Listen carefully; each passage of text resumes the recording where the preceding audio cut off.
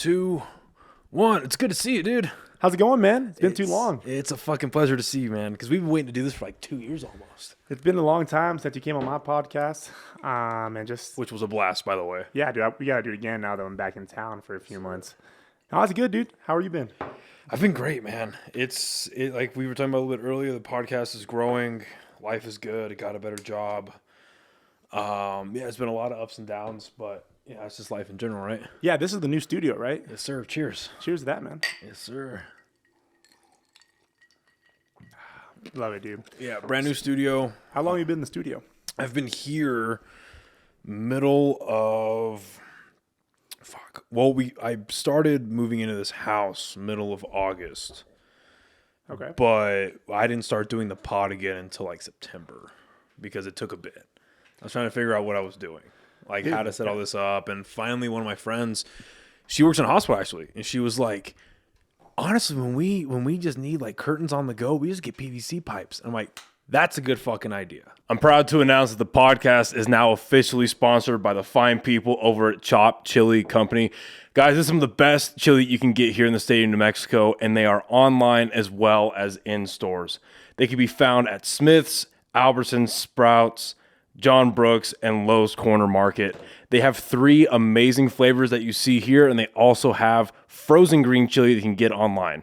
Go on over to the website, chopchilico.com, and get yourself some amazing chili today. Yeah, so I'm going to buy PVC pipes. So I did that. And my buddies I moved in with, they were gracious enough to let me take up half their fucking foyer. And then, we were doing that. I got to give you credit. So when I went on yours, so people are listening on like iTunes and Spotify and all that. My friend Ray here runs his own podcast called The People's Cup. Yes, sir. And what I really liked about it up front was with every guest, you ask them what their favorite drink is. Yeah. And what they want to drink during the podcast. And I thought about that for a while. And I was like, that's a really nice way of being hospitable, making someone comfortable. Like, yeah, it's the People's Cup and, it adds to the name. But, like, that's a good way of being very hospitable, right? So I was like, man, I should fucking do that. That's a good idea. So now whenever I send out a questionnaire, at the very bottom part of the questionnaire is like, what's your favorite drink? So I've been meaning to wait to tell you that in person because I got that idea from you. I love it, man. Thanks for the shout out. Yeah, that was the whole idea behind the People's Cup is, I don't know. I mean, I haven't seen like podcasts and creative shows, like I'm sure you have, and, like Hot Ones where they eat the hot wing, they talk about life and the Armchair with Dak Shepard and X, Y, and Z. So I'm like, I got to have a thing that makes this kind of fun. And so I thought the People's Cup, hang out with the people and drink their favorite cup, what they want to drink. So I drank whiskey, beer, seltzers. And then one time I interviewed my good friend Amber and she said, hey man, can we just drink, or can I just have a mug full of ice cream? And I'm like, yeah, dude, whatever you want. And then my friends from Nashville, they came down and we had green chili margaritas. Oh, that was a fun process making those. That? It sounded disgusting. I'm not even going to lie. It sounded very bad. But when we made it, it really just consists of tequila, chopped green chili, and cinnamon. And it actually came out delightful. I've actually drank it after that with the same recipe, and it was pretty good. You've made the conscious decision to do that again. It was delightful, man. No shit. I have to get that from you sometime. That sounds pretty good. Yeah, it's fun, dude. It's a lot of fun. Shit. You had an episode with someone, and I haven't finished all of it yet, but I think it was a woman who had been to like Woodstock and shit, and like babies were being born. Like what was that story like? Like, Jesus Christ. All right, so I'm going to take you down the lane, dude. This is very new. All right, this is all new information coming as we speak. But so my friend, let me move my jacket. Sorry about this, guys. So I moved to North Carolina for 3 months. I'm a travel nurse. And my girlfriend and I, we were in Kansas City before that, and we rented a house. It was fun, but we knew we had some trips coming up and some, Christmas and all this stuff. So we were like, hey, kind of save money going into North Carolina. So we're looking, and it's a beach town. We lived in Wilmington, North Carolina. Everything was expensive. Everything was a lot. Yeah. So I was like, yeah, let's just see what that's. So I'm on Furnish Finder, and I see this ad for, hey, you can have the rest of the house, but I rent one of the rooms to my 75-year-old best friend. And she lives abroad. The landlord lives abroad or whatever. Okay. So Chelsea and I and our dog, we were like, yeah, sure. That sounds cool. So we move in. And I'm like kind of weirded out. I'm like, she's probably just gonna be an old lady, kind of just keep to herself, go to bed at like 7 p.m. Not really that big of a deal, right? She turns out to be the shit. Like fucking awesome. Dude, we would play Truth or Dare with her. Like Truth or Dare drink. Like dare. And so like if we lost, like I had to streak outside naked. She saw my bare ass. Like all kinds of shit, right? We would go to breweries together, wineries. I believe Chelsea and her one time smoked a bunch of weed on the couch one time. Oh, that's beautiful. And so we're like, dude, we're actually like really good friends with a 75-year-old woman, right? The podcast is brought to you today by OrganicPriceBooks.com. I love comic books. That is absolutely no secret to any of my friends, family, or listeners. And right here is just some of the comics that I have either bought or gotten sent to me by the fine folks over at Organic Price Books. As you can tell, they have a wide selection from DC, Independent, Marvel, and they have become the #1 spot for everything omnibus, oversized hardcover, or just general collected editions. No matter what you want, they've got it. Go to their website and at checkout, use our promo code, just my name, Noah, Noah, to get additional discounts on top of what they already offer, which ranges anywhere from 30 to 50% off. OrganicPriceBooks.com, use my promo code, Noah, Noah, and start reading comics today. Yeah. And so the podcast, like I mentioned to you, I had backlog episodes that I haven't been posting just because I'm trying to figure out some advertising stuff. But I'm like, man, I bet you this lady's been through a lot of stuff. Yeah. Right. So we just started talking to her. I'm like, I just want to get you on a podcast. I have my equipment with me. It's mobile. So I'm going to set it up and let's just talk about your life. I'm curious. So I didn't even know any of this before we get into the podcast. But yeah, while we're talking, she's like, yeah, she went to Woodstock in '69.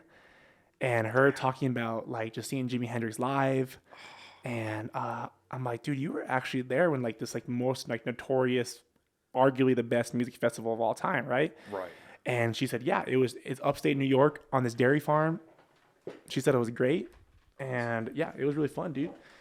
And just her life was really interesting, man. She had a lot of good stories. But there's a good twist into that, man. So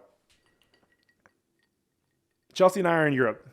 And Chelsea might get mad at me for saying this. She probably won't watch it, but Chelsea and I are in Europe. Okay, we went to Poland, France, and Sweden. Oh, shit. Went there in October, just a fun little backpacking trip for 10 days. It was cool. So while we were out there in Paris, we would check on our 75-year-old landlord or our 75-year-old roommate. And she wouldn't text us back or call us back. So Chelsea and I started thinking the worst. Yeah. Right? And I'm like, fuck this. She fell. She hurt herself. She's in the house. She's an elderly woman. And so I started freaking out. And it was so weird, dude. And so I'm trying to think of like what's her name. And I couldn't remember her name for nothing. I'm calling the neighbors. Can you please go check the house? Nothing. And I realized I did a podcast with her, so I posted it, and she said her full name in the beginning, and it was Susan McNair. So we look up on Google, Susan McNair, Wilmington, North Carolina. Yeah. My feeling went from worry to disgust in a matter of like 5 seconds. Tens of articles that back in August of 2020, she tried to fatally poison her husband and her stepson by putting paint primer, other chemicals in the tea. And the reason why she got caught is because they put, because one time the son got really sick and had to go to the hospital. And I guess they were split up at the time and they put up fake cameras in the house and they caught her doing it. Oh, so they're like catching her spiking the shit. In the shit. So Chelsea and I are like, what the fuck? So it was, dude, Chelsea and I, because we were like, we ate some of the food, we were freaking out, we're panicking, and we're in Paris, and I'm like, I don't like feel comfortable right now. Like, this kind of like ruined my day. Yeah. Oh, yeah. Yeah. And I'm like, dude, I just spent 3 months with this lady because we just got back and we like left right away when we got home because my contract was up. But dude, weird shit, man. And then Chelsea's mom, after we told Chelsea's mom, she went into detective mode and started looked up, and I guess her trial is, I think it was actually today. No, yeah. No fucking shit. Yeah, December 12th, 2022. It kept getting pushed back because of COVID, and because it happened like in the mix of August of 2020. Oh, so everything got pushed back. I'm thinking, because I don't know how this person is living free, but it was so weird to be like, wait, we love this woman, right? We're really good friends with her. And now I'm like, but she did this like pretty fucked up shit. And so we're like, our feelings were like weird and mobile. And so we're still like on the fence. Like we don't even know if we believe she did because she was such a sweet lady. But throughout the whole time that I'm living there, she would tell stories how her stepson and her ex-husband were like pretty terrible people. And so I'm like, dude, I don't know what to believe because like they could just set it up or she actually did it. I don't know.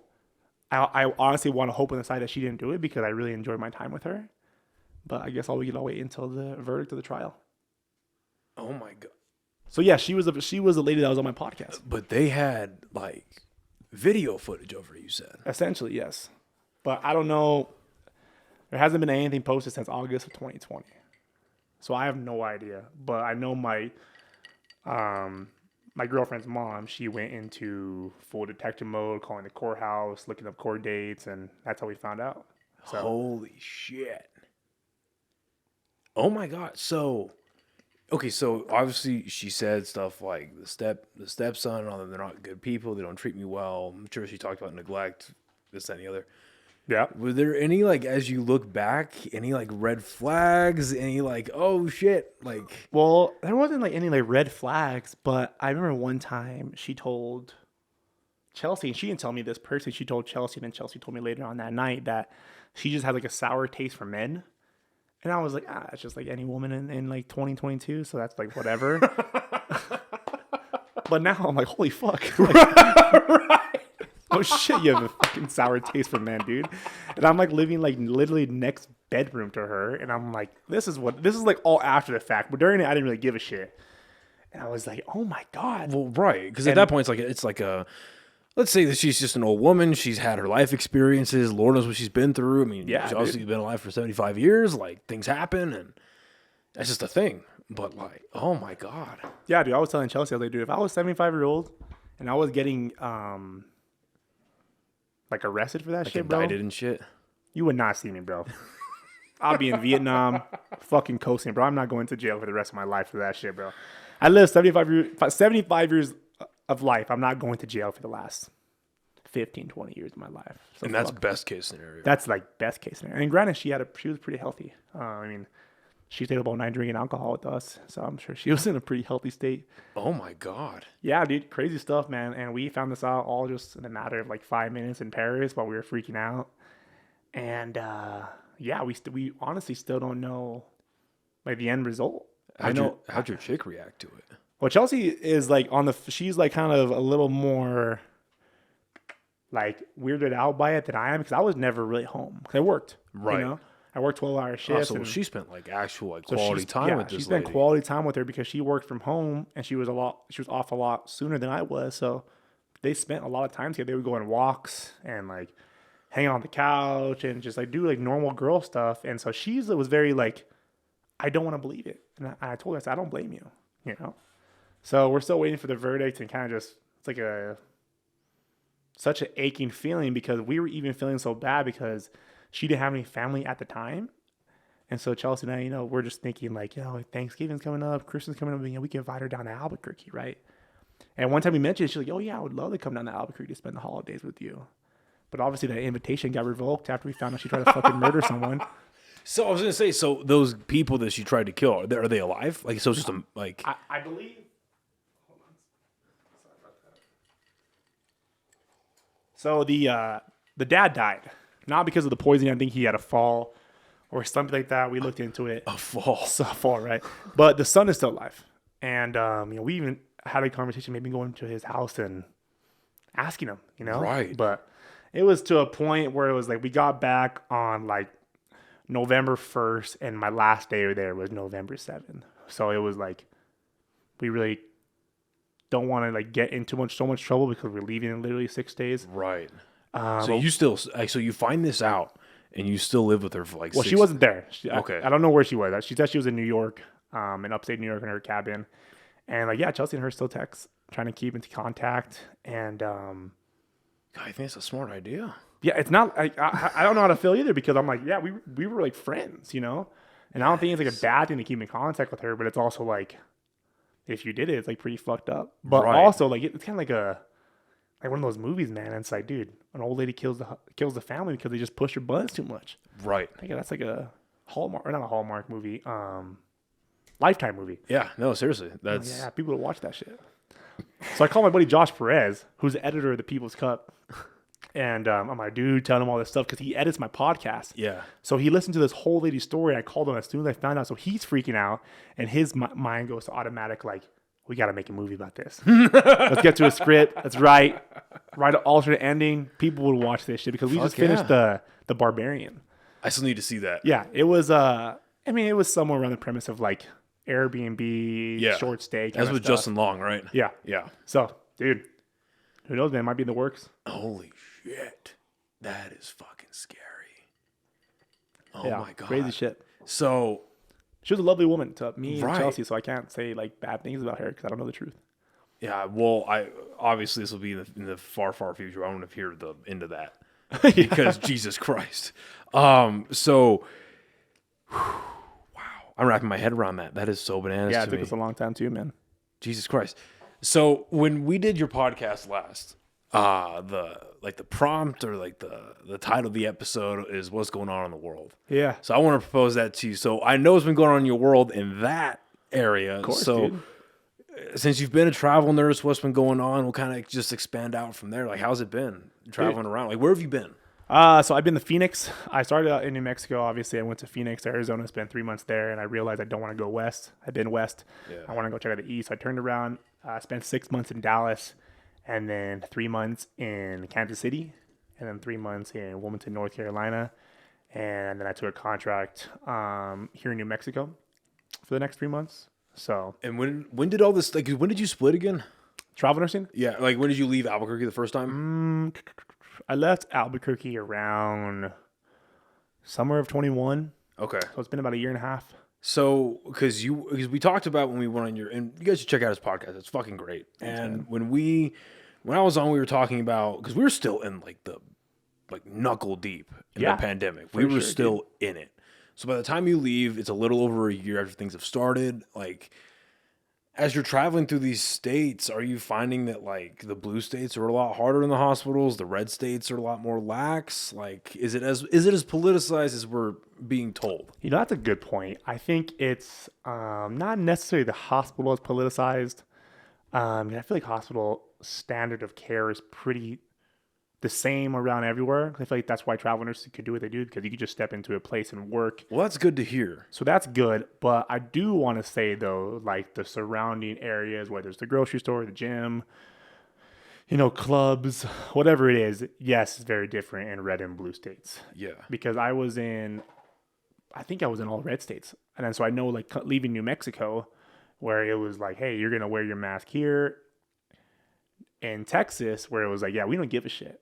Right. And I think nurses, we will always have to wear masks for probably the rest of our career. Yeah. That's just the new part of the uniform. I hope not. I hate wearing masks, but Just in that hospital setting. it was very politicized outside of the hospital. Yeah. If that makes sense. Well, and the reason I asked this inside the hospitals, I'd imagine like the hospital administrators, obviously they rub elbows with the politicians, people that actually run the hospital, like the big hospitals that run the hospitals, and a lot of that policy, even if they don't, affects them. Yeah. And it's just scary to think about, because I remember hearing in the very beginning of the pandemic where it was like, some hospitals in certain states would kind of flux the numbers a little bit so they could get more funding, they could get more equipment. And I just think about that sometimes. I don't think it's as prevalent as it used to be, because I don't even know if we're out of the pandemic. I don't know, dude. I mean, I could definitely touch base on that. Like, I know, like, granted, when I was in knee deep in COVID, I'm talking about wearing the P100 gas mask to work for 12 hours. I saw some people die pretty quick because of it. And it was pretty terrifying. And this was the beginning, we didn't know what it was. But I also did see a lot of people who were sick, not because of COVID, because of X, Y, and Z, but they died because of X, Y, and Z. But granted, they have COVID, so it got marked down as a COVID death. Right. So I know the funding was a little funky and a little sketchy. And I mean, what can you say? I'm just right there to do my job and not get in trouble. Right. And so I don't know if we touched on it last time, but ventilators. That was the big push in the beginning, was get them on ventilators, get them, that'll save their life, that'll help. And then there were reports of, okay, if you get on a ventilator, higher probability of death. Was that something you found as well? I don't want to say it's like a high probability of death, but I mean, if you're on a ventilator even before or after COVID, you're in pretty bad shape. Yeah, because the way it was explained to me was that if you get on a ventilator, your body, if you're on it for too long, your body then becomes over dependent on that ventilator, and you end up like when they take you off of it, you die because your lungs just aren't doing their job by themselves. They can, but I mean, I've also seen patients come on the ventilator and get extubated, and they're completely. I mean, they make a full recovery, right? But I've also seen people get put on the ventilator and they usually pass from it.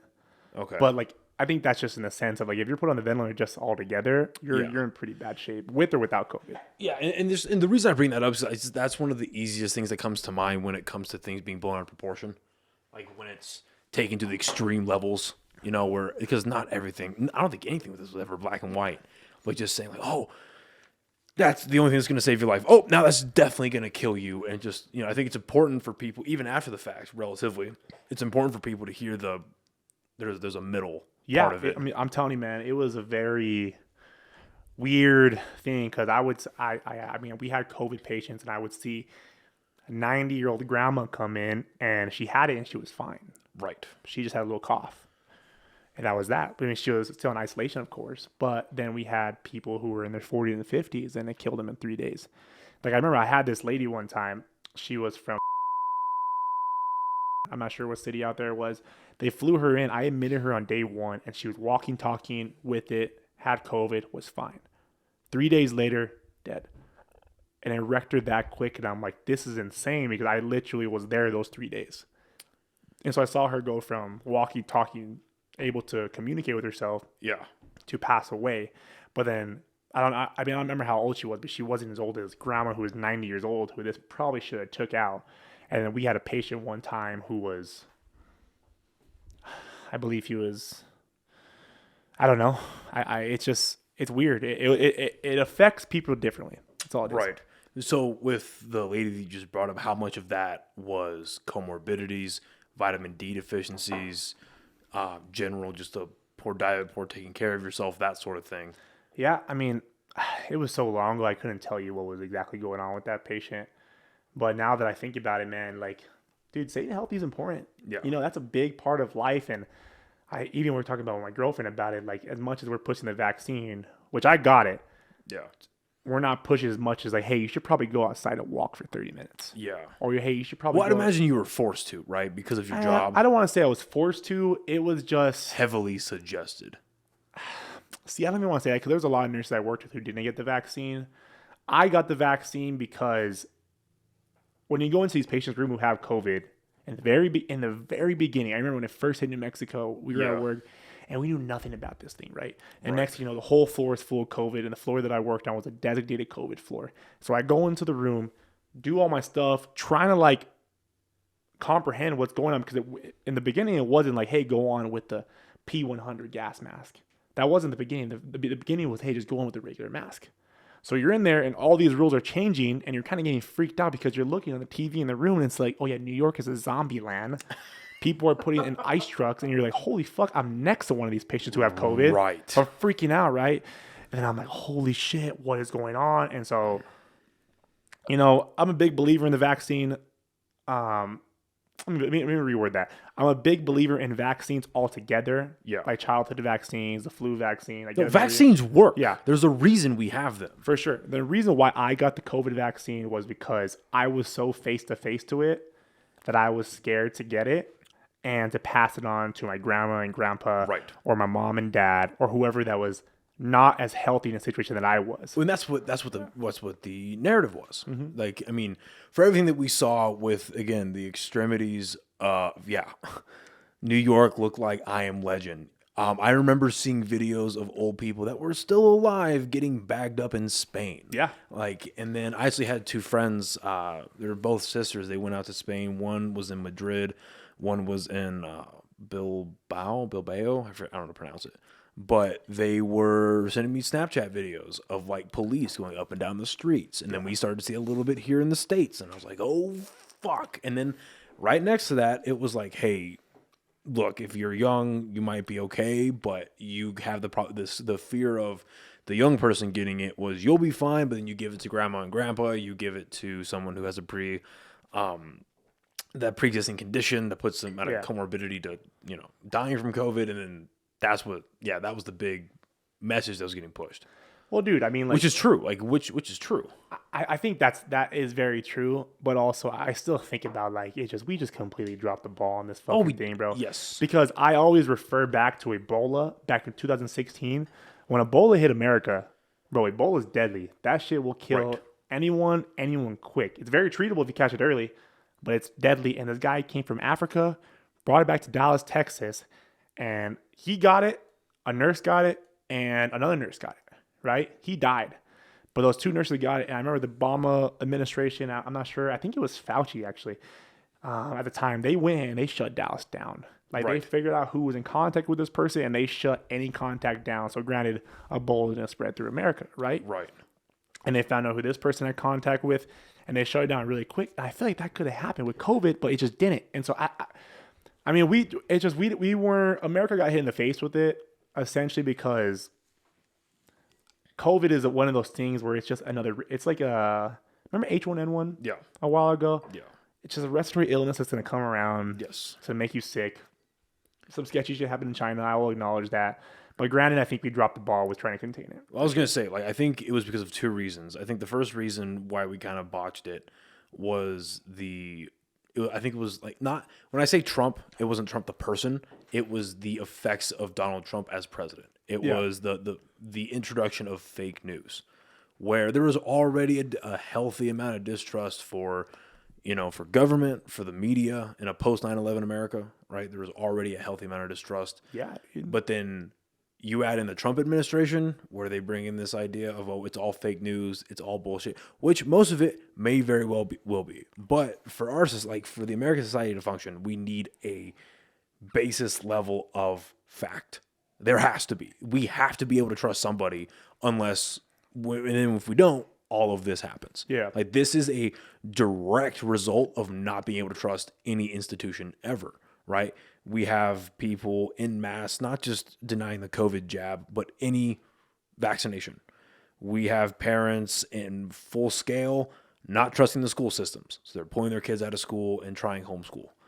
And you can just go down the line of these institutions that are now tainted due to whether or not they should be tainted, whether or not they should be distrusted. I mean, I think it's a by-person basis, but there's an argument for both sides. Of course. So I had a second point and I completely fucking lost it. But I think that was a big portion of it was that, the second part was that it's just, like you said, it's a respiratory illness, right? I don't remember how Ebola spread, but I would imagine that COVID's quicker, right? Because it spreads like the cold, like the flu, that it's just, it's much more communicable than Ebola was. Or am I completely off? No, I mean, you're right. I mean, it is common to get the flu, but it's like, it was like Ebola where it was like you touch them and you eat it, you're gonna get it kind of thing. Okay. Like, I mean, I even looked into it because I worked at that hospital in Dallas who got Ebola, and it's still going on in Africa. And the problem is that it's so deadly because they don't have the resources out there to treat it compared to America, where it's very true. Like, those two nurses got it,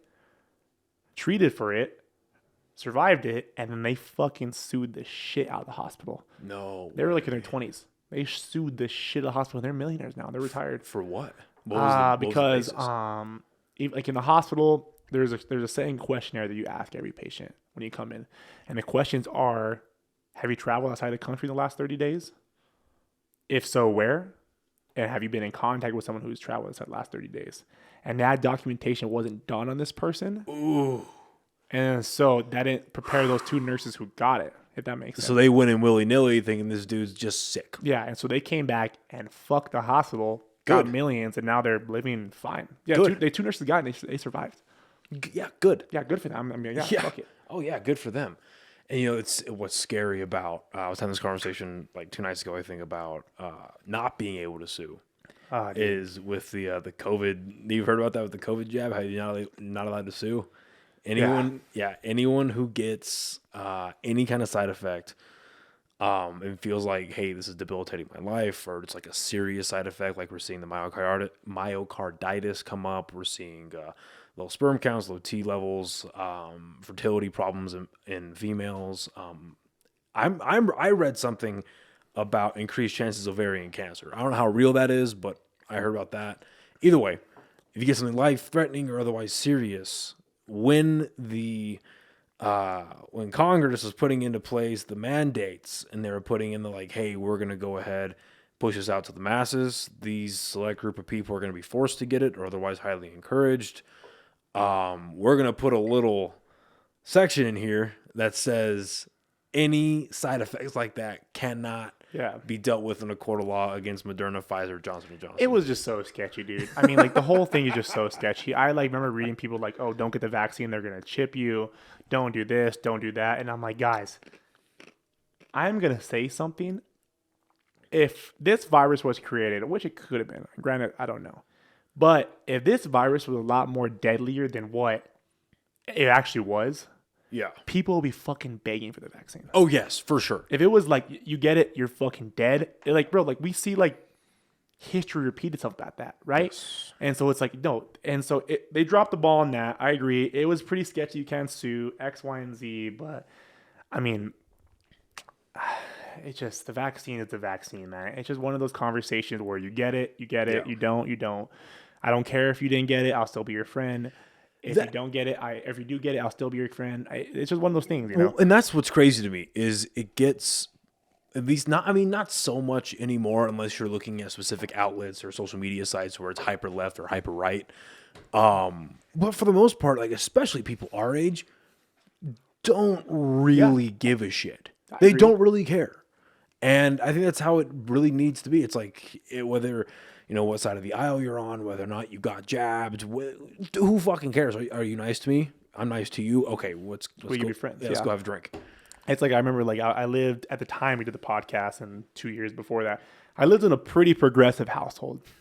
And I bite my tongue, and I apologize to anything I said back then because, dude, I was very like, oh, if you don't get it, I'm not, like, I don't think that's okay. I'm going to tell you. Yeah. Because I was, like, in that circle. But now, 2 years later, I'm kind of thinking for myself, and I'm actually, like, for the jump from 22 to 26 years old, you kind of grow a lot, right?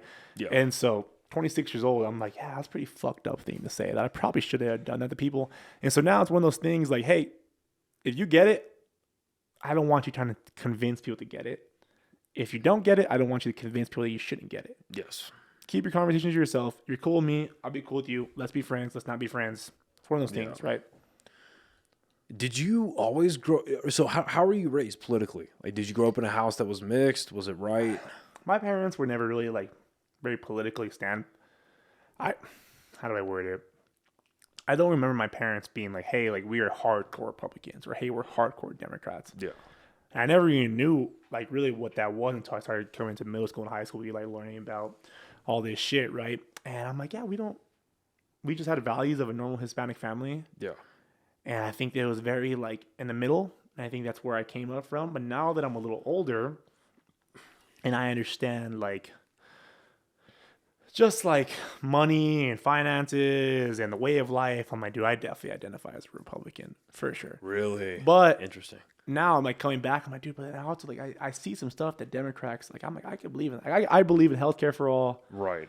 Abortion is whatever. If you want to get it, you don't get it. If you don't want to get it, I don't care. I don't think a man should make that decision anyways. I think that's the funny part about being a male and being asked about abortion. It's like, because a part of me is like, look, I think you should do what you want within reason, whatever. But then like, there's a little like, there's that male part of the brain, like, the real man part of the brain. I'm like, I gotta be real. It's not that's not in my purview. Yeah. Like, I don't have to fuck with that. It's not that I don't give a shit. And I feel like that's very like bad to say, but it's very like, I don't know. Like, I don't have a fucking uterus. I don't know what I can. Exactly. Like, I'm not going to step in the way of it, but I'm not exactly going to advocate. Exactly. And so it's like, yeah, dude, if you want to get, like, and so what's so funny to me is that like now that I started learning about like, oh, this is the way of life. And one of the reasons why America is a very good place to live is because it's fucking a capitalistic state, right? And so everyone becomes fucking a Republican when tax season comes around. Mm-hmm. Fucking everyone, right? Yes. I guarantee any fucking one who's bagging on the Republican, when tax season comes around in about 3 fucking months, they're going to say, oh my gosh, you're telling me I could tax write off all this shit? Really? I get this big return? Yeah, it's fucking Republican view. That's why they do that shit, right? Yes. Well, that was what was for lack of a better word, that's what was cute about Trump when he was running the first time. was he was the dude that was outside of the realm. We all knew that he bumped elbows and did a considerable amount of blow in the 80s with a bunch of Republicans and a bunch of politicians, and he knew the game. Yeah. He gave his donations where he gave them, and he knew the tax code to a T because, yes, he's gone bankrupt 6 times, but he also turned if we're assuming it was only a small loan of $1 million, he turned that into $1 billion name, right? And fuck a brand, a name. So, yeah, when tax season rolls around, he knows the code. So then when he's running for president, when he was, Chappelle had a good bit about this, but when I remember watching the debate when it was him and Hillary, and he was like, you ask me for my tax returns, and I'll report them when I feel comfortable. But you tell me that I abuse the tax code and I take breaks. Of course I do. That's such fucking horseshit for Hillary, anyways. Yeah. Speaking of the fucking. Oh yeah, it's stupid. He goes, well, it makes Pelosi trading all that shit bullshit. Well, he goes, it makes me smart. And then the moderator goes, well, how do you know it's corrupt in Trump if you're saying that the system's rigged? How do you know? He goes, because I use it. And, I could turn to her and say, you should really change the tax code, but you won't. Bro, the system rig is for everyone. That's like, what's so good about America? Right. Well, he goes, you won't change it because all of your donors and all of your beneficiaries are going to hurt if you change that tax code against them. Yeah, dude. Like, it's insane. I always say life is like a game of poker. I play poker a lot. I'm a big poker player. I've had a lot of good wins. I've had a lot of bad losses, some bad beats. So, you don't play poker? Barely. So poker comes to where it's the 3 cards on. That's the flop. Yeah. Or not the flop. That's a turn. You have the flop and you have the river, right? And you have your 2 cards, and it's the best 3 cards or best 5 cards. Because you have to complete the hand. Your 2 card plus the 5 out there. So whoever has the best hand wins the game. Yep.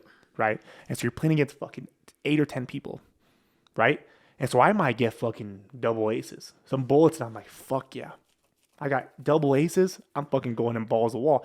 And I compare those people to like the millionaire, the trust fund kids who go into life pretty fucking set up, right? But then you have someone down the way that got 4 or 5 of spade, right? So you have an open end flush, straight flush, actually. And so I'm thinking of people like who are me, who would say, oh, I had a pretty good upbringing. I had a pretty good life. I'm very fortunate. But you have people over there who got pretty shitty cards. If it was those 2 cards versus these 2 cards, they don't have a chance, right? But just because those 2 cards are worse, that doesn't mean you can't still win the fucking game. And so I think about that like a lot to like people who are so like, oh, I had a shitty life. I can't do anything. I'm so like, bro, you can still win at life, man. And I'm not saying that to go, because I was very fortunate. I was very good. I was very happy with my life. And I feel like I'm not very successful, but a successful human individual because of my childhood. But back to like the whole tax code is what I'm saying. Like, this is built up for anyone to make money. Lower middle class, high class, that shit sucks, right? I get it. I don't even know where I'm going with this, but back to what I'm saying is that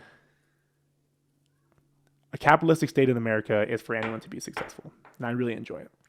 Yes, and I wish I knew more about our entire financial system to be able to say, like, to actually criticize it, because I want to criticize it, because I agree with you for the most part, but then I can't help but look at the extreme poverty in our country that continues to rise, and then it's always just a nice little read or a rabbit hole to go down if you want to look in the 80s when crack cocaine was quite literally funneled into inner cities to collapse them, Dude. right? Where there were more government permits in the 80s going into the late 90s for liquor stores, and it was liquor stores and banks than it was supermarkets and schools. Well, yeah, right? Dude. I mean, look at where all the liquor stores are located in Albuquerque. Yeah, they're all... It's not in fucking Tanawan. They're right here. Yeah. It's in the poverty area. Yeah. And let me touch on that because I kind of sound like a dick about it. Let me reword. Yeah, the poverty. No, but you make a good point. Poverty system, lower class, low funding. That shit is bad. I agree. Like, especially like even think about like Albuquerque, where I grew up. I went to Siebel in a middle class high school. It was fine, right? But we look at like the type of teachers and education that we got there compared to like Rio Grande. Yeah. Well, I was gonna say, man, even Siebel's like I never went. Yeah. But obviously I know people that did go, and I mean, yeah, I heard that it was fun. Yeah. I heard that it was violent though. Yeah. I heard about shit like that. and it's only gotten worse. And like we just went through our governor election, and I have this conversation sometimes. I'm like, look, I can't sit here and tell you why Grisham's shitty, right? I can't tell you like her strict policies, right? I know maybe two, right? I know that she backed the 30-30 or whatever it was bill that Biden put through for the environment. She backed that and she put us up for grabs. And then I know she did a bunch of Band-Aid stuff right before the election to make herself look good. Like, and that's what every politician does. But what I can tell you is that we are dead last in education. We are in the bottom 3 for child poverty. We are in the bottom 5 for child morbidity. And then in anything that we are actually like what we would be 50th in, we're actually 51st because they count Washington, D.C. now. Oh, yeah, dude. So, we're up there for teen pregnancy. Yeah, we're DWIs. Like, we're up there. We're everything that's bad, and then anything that's good, we're in the last, right? And so I just think about that, and I'm like, okay, if things are so horrible, why are we re-electing the same person? And you hear, like, from everyone because it's funny, like, in this state, a lot of people that I talk to that claim that they're middle, they're really Republican, but they don't want to outright say it because Republican just gets associated with Trump. But it was interesting. I hear all the Republicans, too, in this state crying out about how this is bullshit, we need change. Like, okay, fine. That's fair. Yeah. That's fair. But then because numbers don't know how to lie, right? And again, this is coming from a basis of you have to trust where the numbers are coming from. Like, you have to, right, to assume they're correct. Numbers do not know how to lie. If you look at the percentage of New Mexican Republicans that came out and voted, it was like 35 or 38%. Yeah. And then out of the entirety of New Mexico that is eligible to vote, meaning you literally have to be over 18 and not a felon and a citizen of the country, right? Those 3 things. 68%. So it's like, well, yeah, how much can we really complain, right? And then because I sat down with Jay Block, who was running for the Republican seat. He obviously didn't get it. It went to the weatherman, or the ticket anyway. Well, we were talking about it, and one question, what kind of sold me on him was I asked him, I was like, what are you going to do? Let's say you get governor. Let's say you actually take it. How are you going to help out this state when 75% of it is not only rural land, but 75% of this state is Republican? But the 3 most dense cities are blue, which makes the entire state blue, right? Santa Fe, Albuquerque, Cruces. They control the politics in this state. So what are you going to do? Like, what are you going to do out in those rural lands? Like, well, I'm going to do my best in the roundhouse, do all this, but like, as far as the rural lands go, I'm going to let them live their life. I'm not going to fucking touch them. I'm not going to, what do you say? Yeah, it's like, not going to change anyways over there. Exactly. He's like, I'm not going to tell these families how to live their lives, how to run their farms, how to fucking do all this stuff. I think it's ridiculous. And I was like, okay, yeah, I think the less government approach is kind of what we need, unfortunately. But because we see what government overreach is doing. I mean, back to the weather boy, dude. It's just Ronchetti is a fucking Trump playboy. He's a certified loser.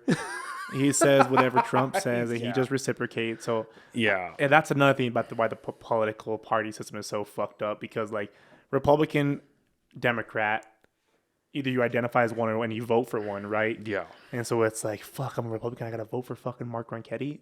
Yeah. It's like, and I would just rather have Michelle Lujan or Grissom, whatever. And so, I mean, whoever your friend was, he makes a really good point about hitting the points, man. And I think the change comes to just how do we treat individuals here, man? Like, look, let's take Albuquerque, for instance. I grew up here. It's my home. I love it. I have a tattoo of it. It's a pretty fucking dangerous place. Yeah, unfortunately. But Albuquerque politicians and the funding only cares when it matters. Like, next year, notice for the Balloon Fiesta, all the streets are cleaned up. All those homeless people are pushed to an area because all the tourists are coming in. They're like, oh, Albuquerque's pretty fucking nice. Yep. And they spend the 2 weeks after the Balloon Fiesta, and they're like, holy fuck, where was this 2 weeks ago? Yeah. It's bad, dude. Crime is bad. I think we averaged a homicide a year last year, if I'm not mistaken. Yeah, we're number one in homicides again per capita. Bro. And we're on track to do it again. Bad. That's like terrible. Yeah. And then and this is, I really wish I could go back to 23 and 22-year-old Ray and say, Ray, what are you doing this time? Because like, I remember when the whole George Floyd thing happened, right? Complete fucking tragedy. Terrible thing. Say what you want about it. It was pretty fucked up. There's bad cops in the world, but I remember like the whole ACAB, all cops are bad. All cops are bastards. Yeah. Yeah. I don't fucking believe in that one bit, dude. Yeah. Dude, there's good people and bad people in every type of job. Police officers, medicine, law. That's everywhere, dude. And I remember like people were saying abolish the cops and abolish things. And I almost fell into that. But I'm thinking like, dude, you know how bad Albuquerque would be if we didn't have the little police officers that we have? It'd be fucking terrible. We're already the Wild West. It would just get so much worse. Everyone be acting a tyrant, bro. Well, you bring up a good point. And you kind of started a little bit earlier when you lived in the house that you lived in, where they're very progressive. Because I think there's a difference now anyway, especially in 2022, almost 23. I think there's a big difference between the liberals and then the left. Yeah. The liberals still have some common sense, right? These are the people that aren't pushing gender, like there's 72 different genders. You can put hormone blockers in kids. You can do all these things, right? That's the left. That is the hyper left, in my opinion. The liberals are still like, yeah, I mean, like universal health care, sick. UBI, maybe. Biden's really not alive right now. Kamala Harris, where are you? Right? Those kind of people. But the reason I bring that up is look at that because I'd imagine when you were falling into that mindset, not only are you being influenced by your people around you, you're also being influenced by social media. Yeah. But if you look at that at a micro level in that house you're living in, humans just tend to assimilate. It's a survival thing. It's a defensive thing. Like, it's just what we do. That's what animals do. So I would imagine that if you were to look at your living situation with those people you're at, it's like, okay, that's why I'm starting to lean a little bit this way. And then now when you're talking about that bigger type of idea that you almost adopted, is like, well, how many other things are influencing that? And then you have the George Floyd incident happen. Like the George Floyd incident is why I got rid of my social media for a bit. The only reason I have it back is this podcast. If I never same with you, same with me, man. If I never decided to do the podcast, I'd still be off social media because I remember, and again, a big part of it too was we were all locked up. We're all staying in pretty much one place. Yeah. I wasn't really working, and I was like, all right, well, between the no shit like 500 push-ups a day, endless comic books and video games. The only thing I have to do is look at this world clock. Scroll on Twitter. Scroll on Twitter, scroll on Facebook, Instagram, and you look at that world infection counter or whatever for COVID, and it's like, oh shit, everyone's gonna die. And then the George Floyd thing happened, and it's mass hysteria everywhere. And that's what made me just go, fuck social media, get out of here. Yeah, dude. I mean, it boiled over. It boiled over eventually, but we're still like even talking about it. Like I have a lot of loved ones who are police officers, and I think like a lot of people think I identified with that group of people who said all cops are bastards, abolish the police. When I'm not. I think Albuquerque and any city without law enforcement would be a fucking terrible place. Well, look at fucking in Oregon. Look at Portland. Yeah, it's fucking terrible, bro. Not only is it still horrible now, but when the COVID pandemic was first happening, and they blocked off those 6 blocks or whatever, and made it their own little compound. Remember hearing about that? Yeah, it's fucking bad. It's still going on. There's a city within the city over there. Yeah, it took 6 days, and the initial one collapsed because then 24 hours, they were like, yeah, we're going to start this thing. No police, no military. It's going to be a free whatever. We're going to try. And then it was like in 24 hours, they had walls. They had a military force. They had guns. They had a hierarchy. Like, it's like, yeah, you kind of need structure for humans run rampant is never good.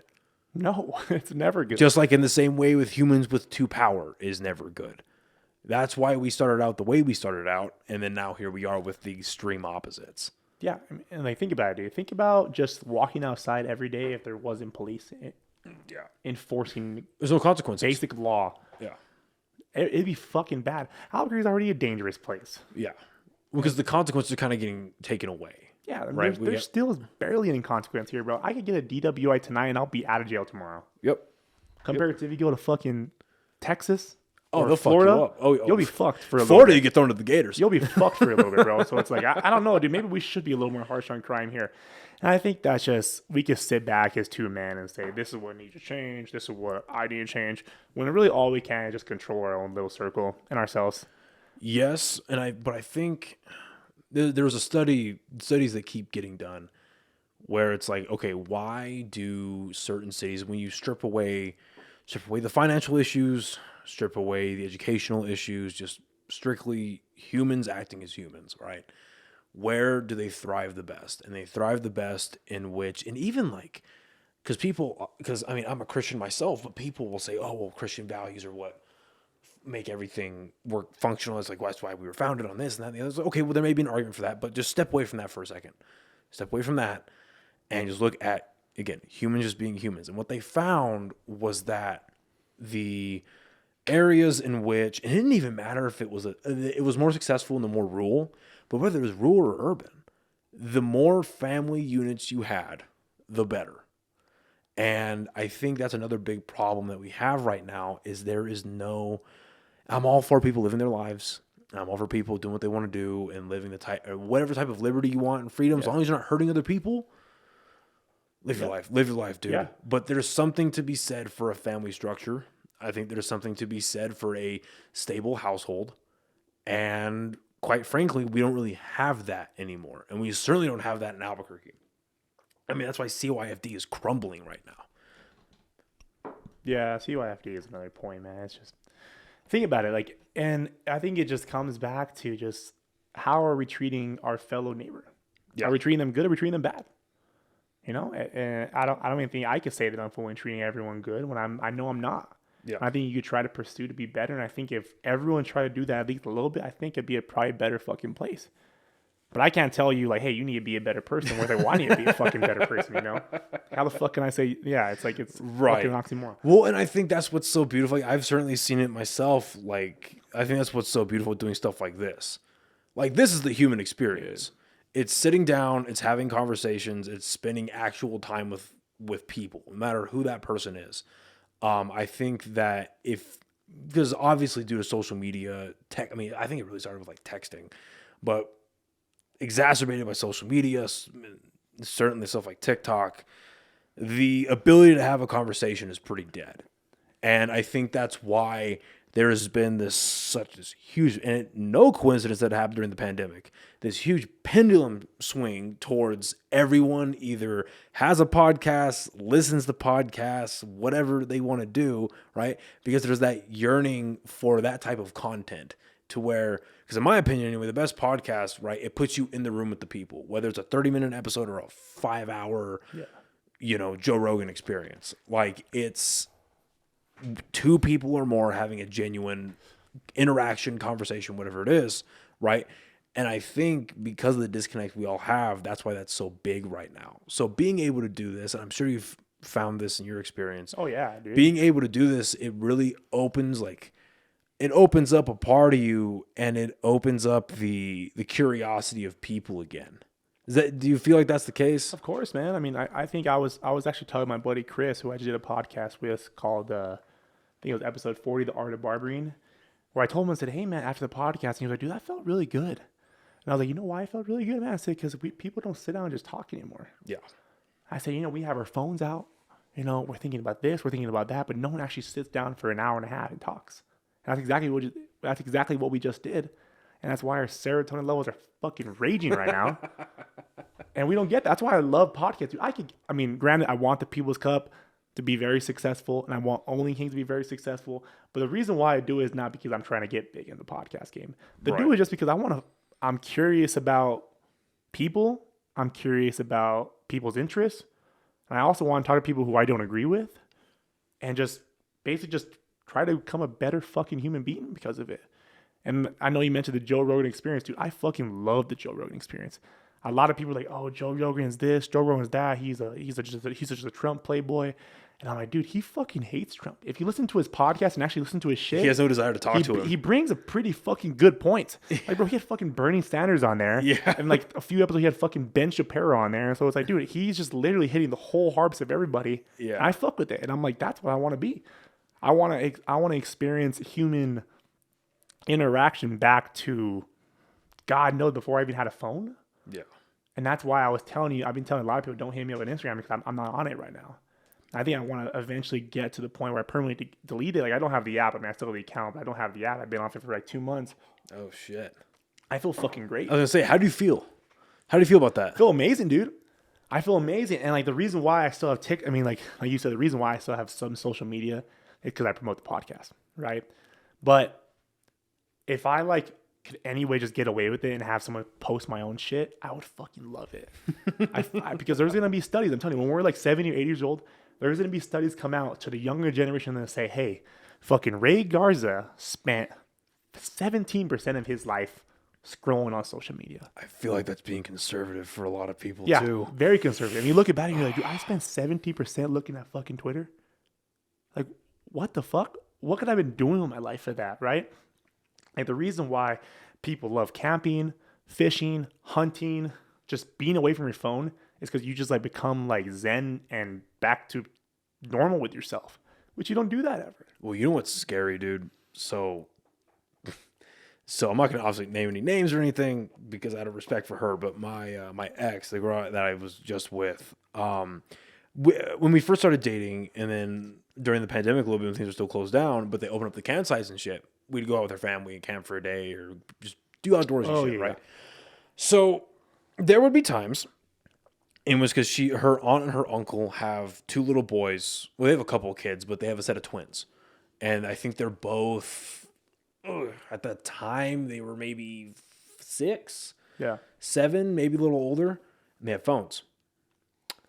And whenever they would go out camping, obviously there's no service, bro, they would tell their parents, and then eventually when the parents wouldn't listen to it, they're like, hey, fuck off, like stop it.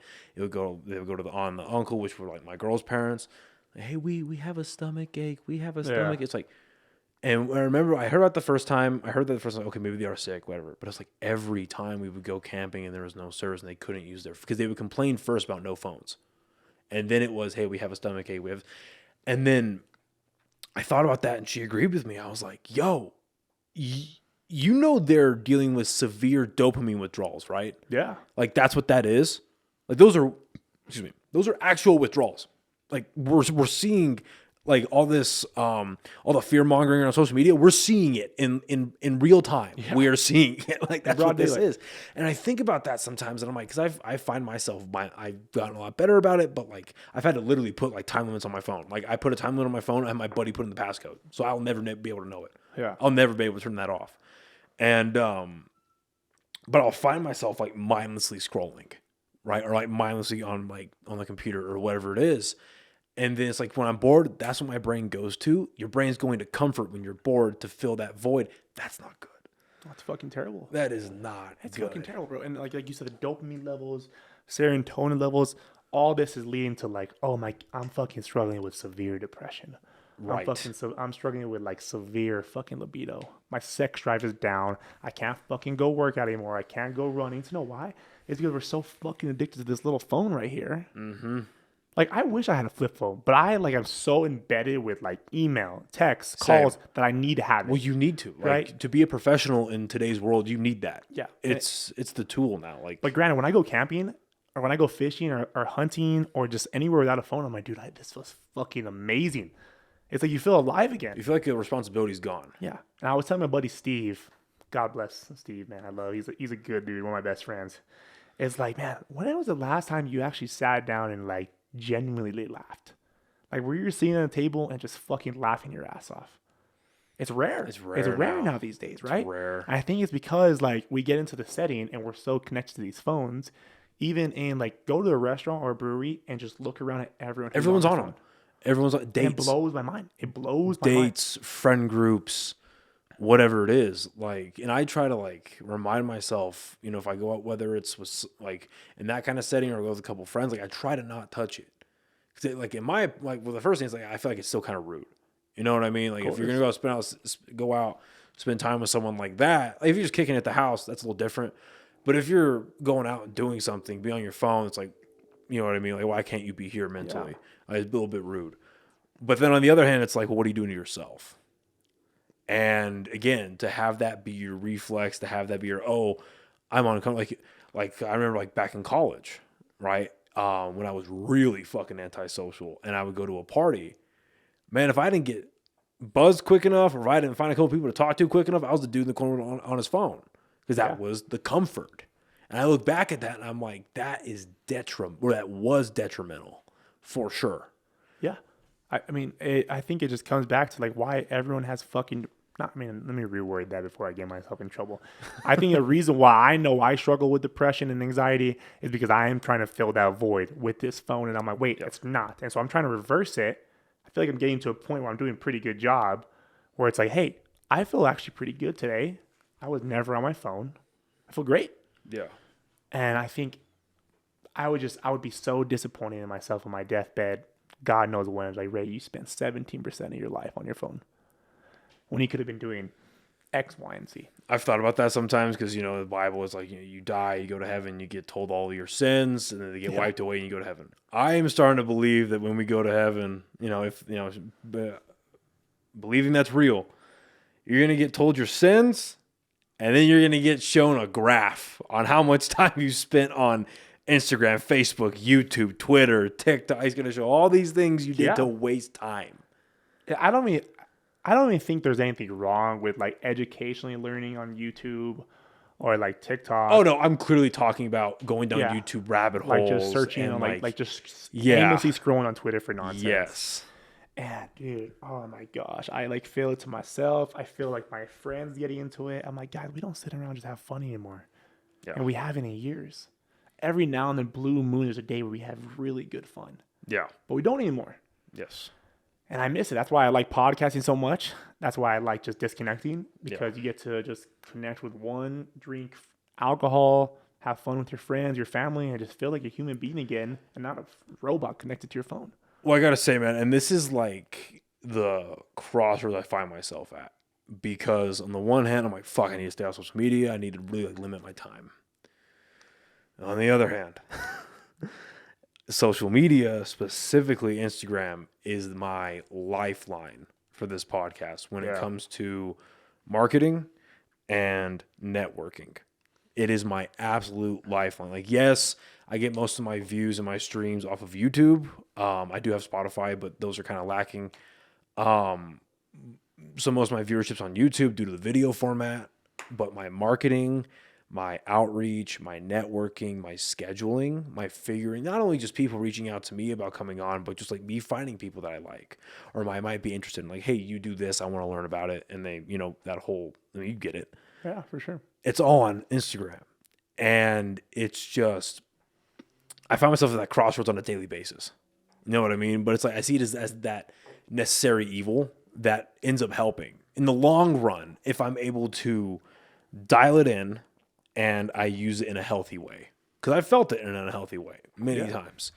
And I got to say, man, you coming back to Albuquerque now, take advantage of the 90 days you'll be here for the podcast for sure. Because there has been this explosion, this like really quiet renaissance of entertainment here. And yeah, I mean, I saw you had Slums of Harvard. Toby is dating Molly, which is Chelsea's sister, which is my girlfriend. So that's why I saw that podcast you did with them, so I know them. Oh my God, dude, this town is too small. Oh, it's very small. So I'm really good friends with Leroy. And so, yeah, dude, I see it. I see it slowly starting to get a little bit. I'm really good friends with the Side Montero folks. They're dope. Those two guys are sick. The whole band is great. They're fun, dude. I was roommates with Levi, the drummer. What the fuck? At the Lafayette house where we did the podcast originally.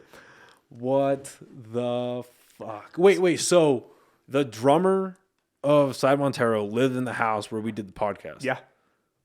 That is so strange. Yeah. Small world, dude. And I've been here. And I already recorded 2 episodes. Good shit. With friends. And I'm just, And what's nice about Albuquerque, man, is you know people and it's a lot easier to connect.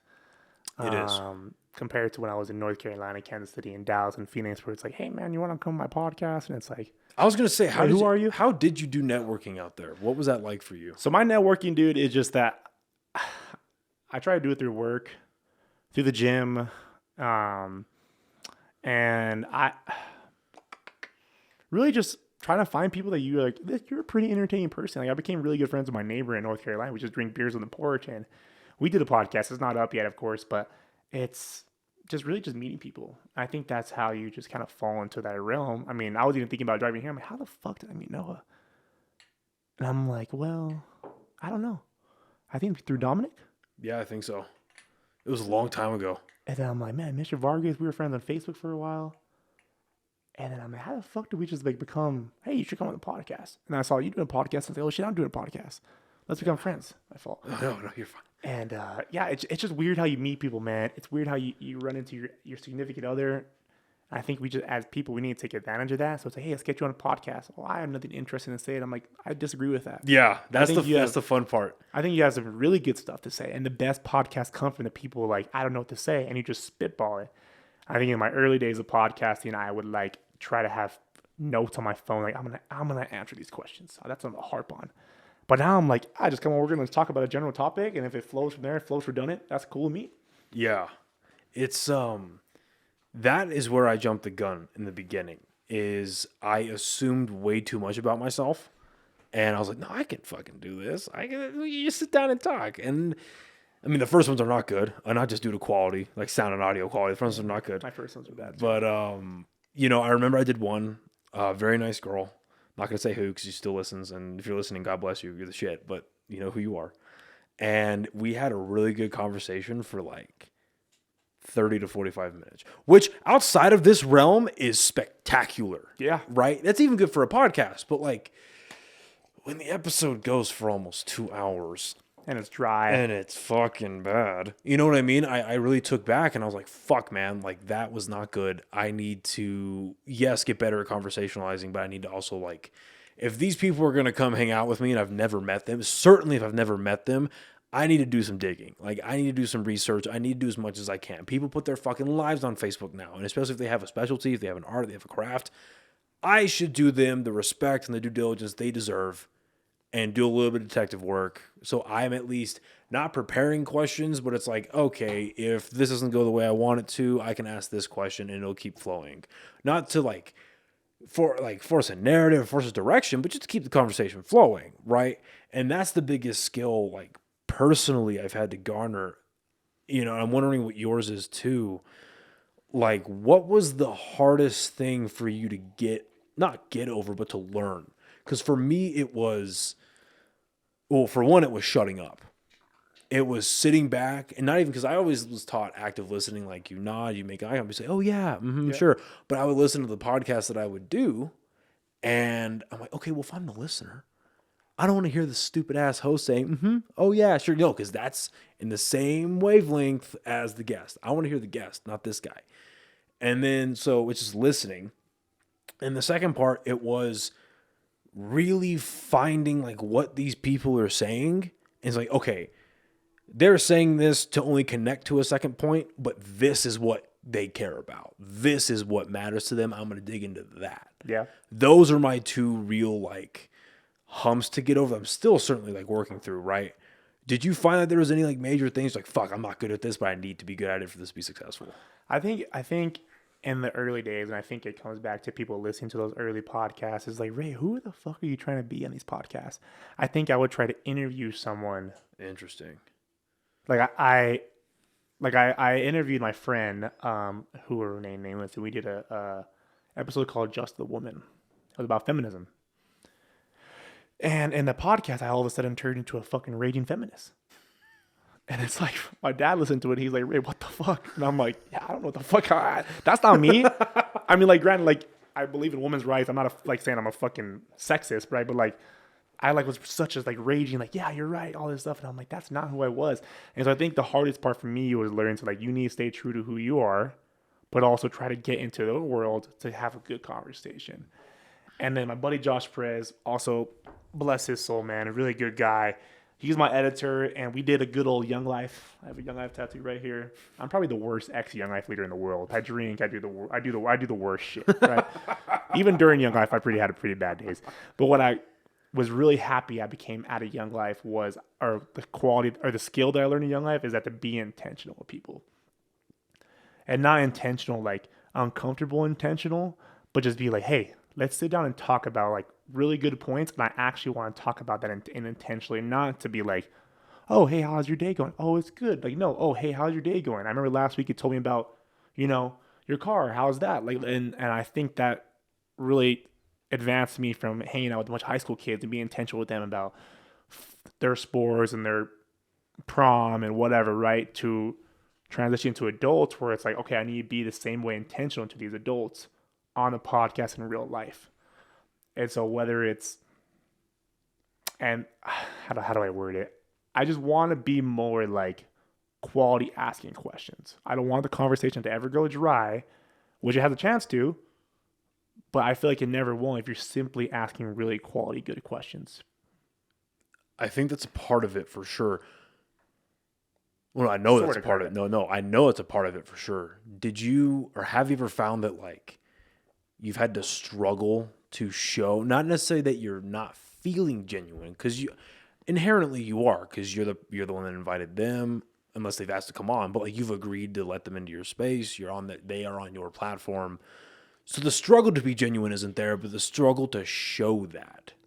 Has that been a bridge you've struggled to go across? Or is that easy for you to show that? Like to be genuine with the person? Yeah, to show, like, to get across to them, like, I care about what you have to say. Especially like today, again, in the age of social media, it's people have, I feel like, a baseline of trust issues, right? It's like, okay, well, what's this person's intention? Is it good? Is it bad? Do they actually care? Do they want something from me? Are they trying to get something out of me? And then, of course, that's like tripled if you're a woman. So, because you've interviewed both men and women, right, of varying ages, as we've talked about. One of them being a possible serial killer. But was that ever a struggle for you where you're like, okay, I know how I feel, but I need to get that across to this person so that they can then open up properly to me? Yeah, dude. In the early days, for sure. Like I said, I wasn't genuine myself because we're talking about a topic that they're really passionate about. And all of a sudden I'm passionate about it. And it's like, well, I'm not really that passionate about it, but I want to talk to you because I know you're passionate about it. And I think other people could really enjoy this viewership and your words of whatever. So I think it was really hard in the beginning to be genuine, not so much to the person, but I think just more to myself. And trying to be like, Ray, you know what your values are, you know what you believe in, and there's nothing wrong with having an interview with someone who you don't believe in, or having an interview with someone with views that you don't believe in. Just have a conversation about it. And there's nothing wrong with that. And I think it really opened up with my buddy Josh, and then we sat down like, hey, how's a pod? Because the podcast got dry for a little bit. And it's like, okay, well, that's really define dry. Dry, like in the sense of like, I'm just putting content out there just for content. Just to say I have an episode out, right? Not a quality episode.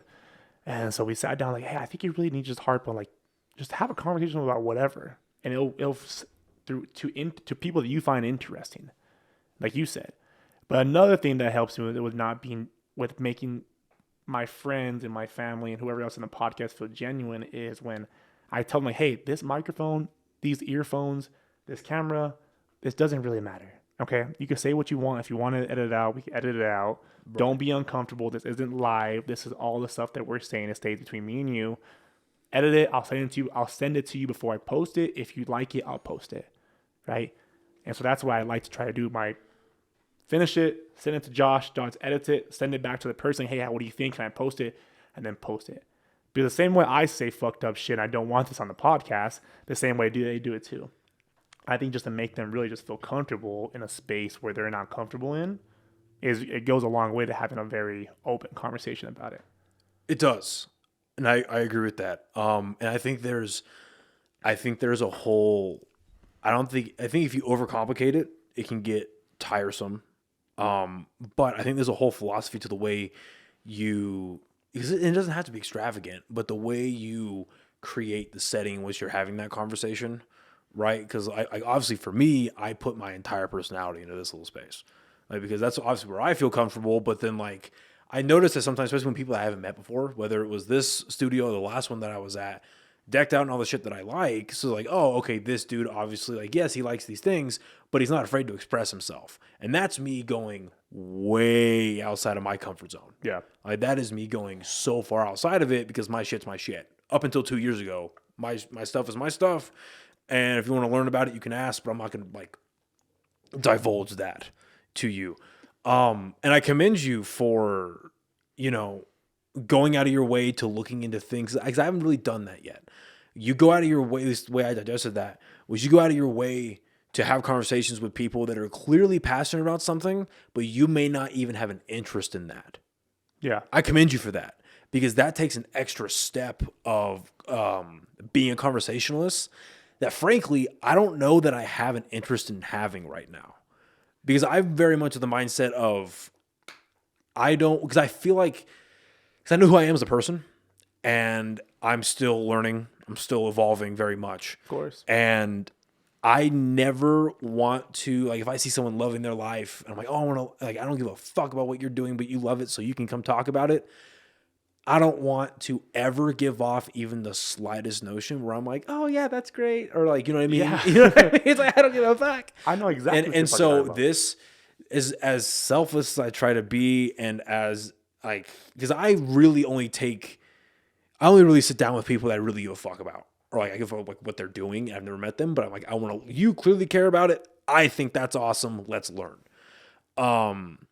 I've yet to delve into like, I don't give a shit about what you're doing, but you love it, so let's talk about it. I don't think there's any wrong with being exclusive with your podcast. Oh no, this is a very, very selfish endeavor for sure. This is me learning for sure. Yeah. Like as many times I have my buddies on and we get hammered and say stupid shit. A lot of this too is like, I love what you're doing, but I know nothing about it. Please tell me. Yeah. That's why I love having like people that are so medically inclined on, because I've got questions and I don't know shit about it, but I'm interested. Yeah, dude. I'm so telling you, man, feel free. The nursing world has really it never used to bother me, man. Like about like being around like sick people and death, but recently it's been fucking with me, man. Like bad. I don't know why I was telling Chelsea about it. I should probably go see a therapist about it, to be honest with you, but I haven't had contact with my therapist in a while. But just trying to see the person I want to be, because like, you know, dude, the time here is limited. Yeah. We're not here forever, and any day could be our day and we could go. And I think it's really starting to hit me because in North Carolina, I worked on a cancer floor. And I remember going into it, I'm like, I'm probably going to see some sad shit. I mean, I've seen some sad shit, but, you know, I think I could be with it. But there was this patient that I had, stage 4 pancreatic cancer. And I was in the room doing my assessment, you know, doing all my nursing crap. And the doctor comes in. And the doctor, you know, whenever you're on that care and the hospice doctor, your primary doctor and your specialty doctor come in all at the same time, means it's pretty fucking bad. It's curtains. Especially if you're like at that point, right? And I was in there and I was just trying to be respectful and quiet while I was like doing my stuff on the bedside computer. And the doctor sat down and grabbed the patient's hand and said, "You're probably not going to see Christmas." And what time frame is this? 2 weeks ago.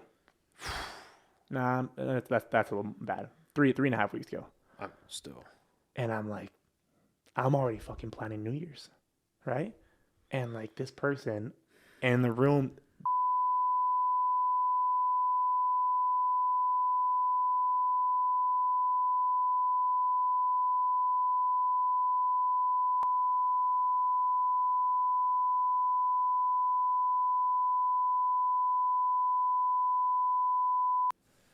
And so it like starts to fuck with me, right? Like emotionally and mentally. And bro, putting someone in a body bag, I've done that countless of times. Yeah. Like when people die, I need to put them in a body bag and take them down to the morgue. You're like, dude, what the fuck am I doing? How the fuck am I qualified to do this? And so you're in there, and it's like just such a big energy that comes in. Like all of a sudden you're in there, and you're like, it's usually by yourself or another person. You're getting this body prepared, right?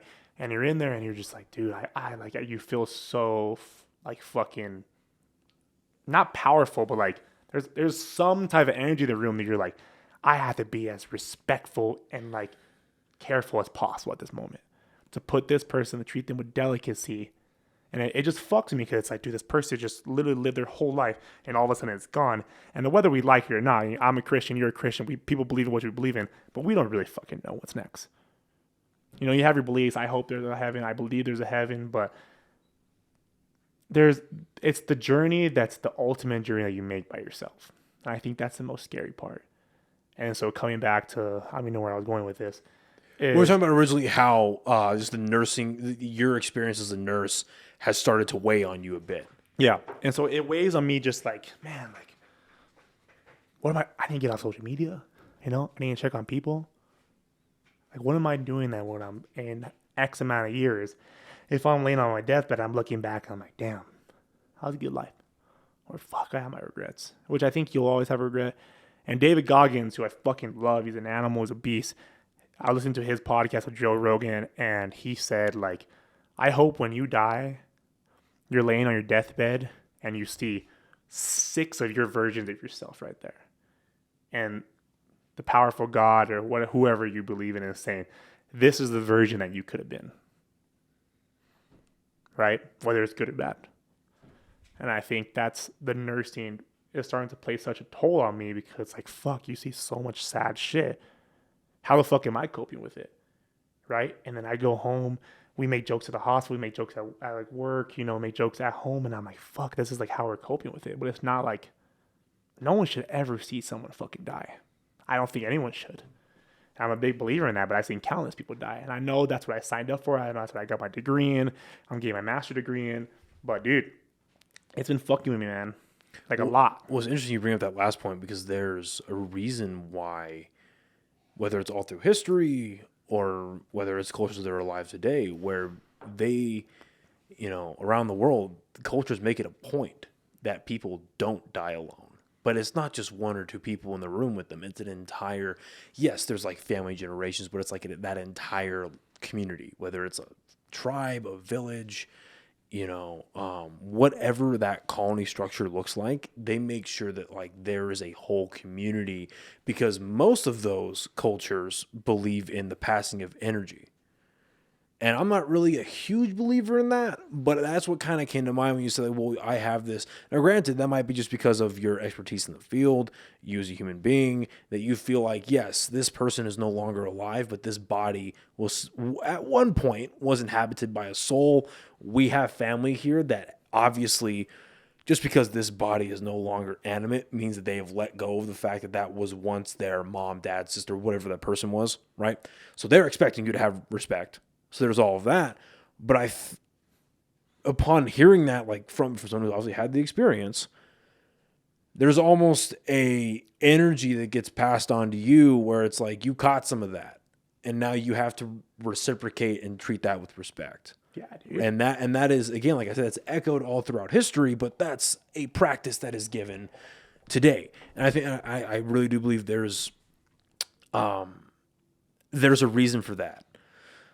And so to kind of go back to the beginning of this story, with this individual that had, so any individual that you're caring over as a nurse, and forgive my ignorance. No. But like you have all their doctors that are attached to them. Your day to day as a nurse, what type of interaction are you having with this person? Like the patient? Yeah. Oh, everything, dude. You're there 12 hours a day. Imagine your day with 12 hours. Or imagine right. So what are you doing for them, pretty much? Oh, so day, I'll walk you through my day. So you get to the hospital and you find the night shift nurse or day shift nurse, depending on shift you're working, and you get a report. And so you say, this patient, so-and-so, age so-and-so, they're in room this, they're full code, DNR, which means they want to be resuscitated if they pass. If they don't want to be resuscitated, they pass. They're here because of this. Their history is this. Their IV access is here. They're on room air. Is their skin good? What's their telemetry monitor strip? That's like the beginning of the day. It's all right. So get to the computer, read all this shit, and I look at all the tasks and orders that each individual patient has to do. And it's a lot. So this patient has this many meds they got to give. I got to do this order to them. I got to do their wound care here. I got to do all this stuff to the day. For this one patient, you have 5 of them. And so throughout your day, you're giving meds, changing wounds, putting NG tubes, IVs. What else? I mean, putting Foley catheters in people. It really isn't the same every day besides giving medication. So just out of just for people listening, some of that lingo you just used, describe the NG tube, the Foley catheter.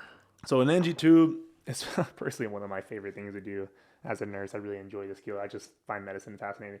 It's like a tube about this big, and it goes through either one of your nostrils and down to your throat, all the way to your stomach to give medication, feeding for people who aren't feeding. So it's like an alternative to a feeding tube that would go into the side. Yeah. Okay. That's a G tube. And then the NG tube, we call it NG because it goes through the nasal gastric area. Right. Or not nasal gastric, the nasal area. And then a Foley catheter is a tube that goes in your urethra. As a man, you got one hole, so it's pretty easy to put it in the guys. As a girls, it's fucking hard. You get down there and these older ladies or whoever ladies, urethras are not in the place you learn in the textbooks. So oh shit, you gotta look, you gotta find, and a lot of them are sometimes they're bigger people, and I'm telling you, man, the hole is always different, and you gotta just find it. What's a joke, or what's not a joke, is what's a good skill that we use that we tell the patient to cough.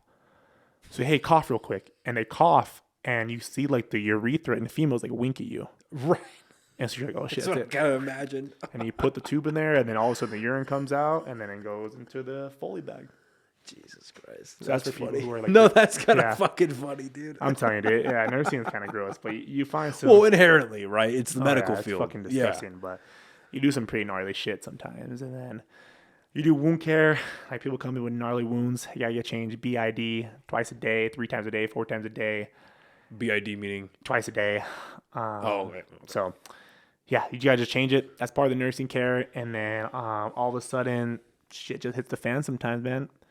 Next thing you know, you go into a room, patient's not breathing. You got to hit the code blue button on the wall, which means, hey, this patient's in whatever's going on, they're not alive. So everyone runs into the room. Everyone gets assigned a role. So this person's doing compressions on the chest. This person's giving air to the airway. This person over here is giving medications. This person over here is recording time because every 2 minutes you got to give epi. So no one's taking time. So this person's got to stay on their phone and be like, okay, 2 minutes.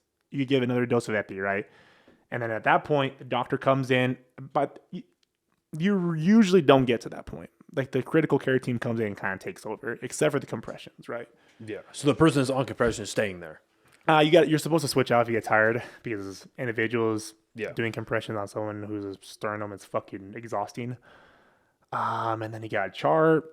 You got to feed patients. A lot of patients you got to clean up sometimes. And I'm the nurse that. It's really the nurse's tech's job to like clean the patients. In some nurses' eyes, not in my eyes. I have no mind cleaning up a patient if they shit themselves or threw up on themselves. I'm not hiring someone to do it, so I will do it. See, dude, because I used to be. I'm not equating the two by any stretch of imagination, but I used to be in the caregiving industry, and there would be so often where we didn't have coverage, so I'd have to go in and be the caregiver for any individual, and I could deal with throw up, snot, spit, brains, blood. That was cool. Piss, fine. Dude, shit. That was my like button where it was I'd have to like step outside of the room like everyone has their thing, and dude. then go back to business. But like for me, good for you. It's like having to suction people with like trachs. Okay. Oh, that's gnarly, dude. Trach is obviously the hole in your throat, and it gets clogged up with fucking the sputum. And so you gotta go in there with a tube and suction all that shit out, and it's like it's disgusting. It grosses me out. It's like a loogie. I hate when people fucking spit loogies. It disgusts me. Oh, so that's your that's my thing. Shit. Oh my god, whatever. I just took a shit. I don't give a fuck. I'll change no matter what. But yeah, that's like the nursey life, man. It's fun. It's cool. Obviously, everyone has their different specialties. So mine is just progressive adults, which means progressive care, which means they're not that critical, but they're they're in the hospital for a reason. And so is that like they've got burns, gunshot wounds? Like they're not like they just had a really bad fucking day, but they're not gonna die. I mean, I've seen patients die on my floor that I work on. So like define progressive, I guess then. Progressive, it's like so in nursing world, I mean, it varies from different hospitals. Is that there's a medical surgery med surg floor, progressive care floor, and then ICU, right? And then there's different specialties in the progressive floor, different specialties in the med surg, different ICUs. But I'm gonna break down those three. Med surg means you're sick, you're going septic, but you're not that sick. You don't have to be on tele monitors, which means we don't monitor your heart at all times. You see a lot of gunshot wounds and stuff that's like valid enough to be in the hospital, but also like not as critical as ICU. Progressive care is okay. We are going to monitor your heart every 24/7 a day because you could have a cardiac issue, respiratory issue. So we're going to keep a closer eye on you than the med surg patients. So the care is progressive. Yeah, I see. I was saying that as like they're going to make it out of here type of. I mean, they do. I mean, you can make it out any three. Really. Right. But the care is progressive. That makes sense. But like if you're in the ICU and like you're doing really well in the ICU, they're going to put you to a progressive floor, watch you for a little bit, put you to the med surg floor, watch you for a little bit, and then they'll send you home. Right. Okay. But I've seen patients die in all three. So, yeah, just shit happens. Yeah, the hospital world is a different world, man. It's fun out there. So you brought up how there is a whole thing that happens if the heart stops, they stop breathing, heart stops beating, everyone rushes in. Now, what does that look like? Because I imagine it's a lot different. What does that look like when all that happens, but it's a DNR? I do not resuscitate. You don't do any of it. Right. Yeah, So what is the, because you talked a little bit earlier about like paying respect and like her prepping the body and stuff like that. Like who walks into the room as they're dying? Do you guys leave the room as they're dying so the family can be with them? Like what is that? You'll still call the doctor in because the DNR means like you don't want to be resuscitated, but it also doesn't mean like don't let the guy die in fucking pain, right? So like if this person having trouble breathing, you're not going to let them sit there in agony of breath while they're dying. Like, we'll put them on some oxygen and we'll talk about the care of the family and the doctor, what do you want to do? But usually in that case, and for my own experience at least, is when that happens and the patient is going through this end-of-life care, is you just load them up with morphine and Ativan. And that makes the passing more smoothly because there is your breath gets shallower. They're not as fast as, you and I. And the morphine and Ativan makes the individual feel like, okay, this is fine. Compared to us as when we're gasping for air, it's kind of panic mode. It's like, oh, fuck. Yeah, we don't want them to panic while they're passing. So usually we load them up with morphine and Ativan, and that kind of goes from 10 breaths to 5 breaths a minute, 2 breaths a minute, and then pass, And you got to announce them dead, which is always hard. And yeah, that's usually what it is for DNR, DNI. But there's a couple other like factors on it. Like a DNR means do not resuscitate. But there's like a theme there. So some people go into the hospital and like, oh, I don't want chest compressions. But you could put a tube down my throat if I get to that point, right? So there'll be a DNR, but it says may intubate. Like with stipulations. Yeah. And then there's like, well, I don't want a tube down my throat, but you could do compressions, right? I mean, it's one of those things where it's like, you need both to do both, really, because how the hell, if your heart stopped, how are you going to give the medications through the veins if there's no blood pumping? But why do you want to? I mean, that's just people's preference, Right. No, that makes sense. So look, man, like it's obvious that, school has done you well. You're very knowledgeable and proficient at your job, just the way you articulate yourself about it. What got you into all this? Like, what made you go say, because I'd imagine that, like, and it obviously it varies in the medical field how much money you're going to make, but a lot of people look at like going to medical school or being a nurse, certainly being a travel nurse. Because I know, because I had him on the pod one time. I had a travel nurse on, an old friend of mine, and I'm not gonna lie, I stopped following him on social media because he started. Well, I'm not gonna lie, dude. I'll be real. I doubt he fucking listens to this anymore. He's very proud of being a travel nurse, and I love that. That's great. If you love your job, I don't care if you're a travel nurse or a plumber or an electrician or like whatever you do. If you love it, fucking share that shit, right? Maybe someone who might love that will see that too. That's great. Then he started bragging about how much money he makes as a travel nurse. And then what made me unfollow him on everything and unfriend him on everything was he posted a direct deposit.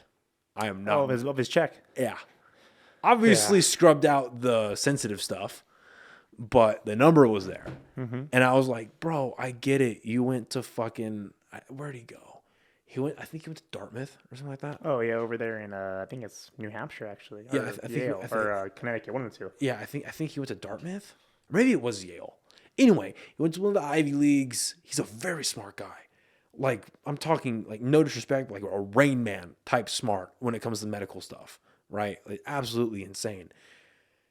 But yeah, so I get it. You make a lot of money. You deserve it. You make the most money. I don't want to fucking see that. Your ego has obviously inflated to the point where I don't want anything about it. My point of bringing all this up is, people look at the medical field and being a doctor and stuff like that, and they hear stuff like that, and they see dollar signs. But I would imagine that if you only go into this for money, the moment it hits the fan, that weeds out people. Where it's like, oh, this ain't worth the fucking money. No, thank you. Yeah. So you've stuck around for it long enough. I'd imagine you're not just in it. I mean, I'm sure the money's nice, but like, it's not what's keeping you. Yeah, I mean, travel nurse money is fucking great. I mean, I'm not gonna lie, but like, no, yeah, but like, everyone who's going in for that, it's like, well, yeah, make travel nurse money, but it's like, how do you feel about fucking wiping ass? Like, are you gonna wipe an ass? Like, because people shit, like shit, not like normal shit in the tub. Like they shit all over the place. Yeah, you gotta clean them up. Yeah, that's part of the nursing job. And not only that, just like he's talking about, why do people die? Yeah, violently sometimes, I'd imagine too. That should fuck you, dude. Yeah. So let's start with what initially got you into this, but also like what's kept you. Yeah. Okay. So I'll start back to my high school days. This is kind of what keeps me going in like my education career field is this story. Is in my high school days, I didn't know what I wanted to do. I'm sure you went to New Mexico high school, right? I went to NIMI down in Roswell. Yeah, but like New Mexico. Yeah, New Mexico, yeah. Yeah, so wasn't the best education. I didn't do good on my standardized test. I mean, I passed high school with ease, but I never really tried. I never did homework. I cheated off people, asked for screenshots of homework. And I never really like had a desire to do anything. I always thought I was going to play Division I football or some kind of sports, and that was kind of my plan. And I realized that wasn't the plan, and I was like, oh, fuck. I didn't do that good in high school. What's next? Well, what made you realize that? What really made me realize that is my good friend, who he was my best friend in high school. Like I'm talking like camping, playing football from middle school to high school. We were really tight. His mom was the principal of 12th grade students at Cibola High School. I'm not sure if she's still there. I don't really keep up with them, but she was able to see my test scores, right?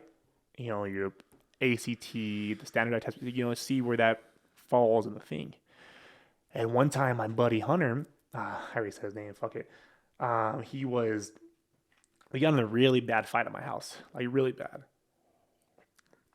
And he was standing on top of my stairs. I remember it as clear as day. And he said, we were arguing about something, and he hit me with a one-liner that I couldn't come up back from. And he said, my mom knows your test scores, and she said she feels bad for your future.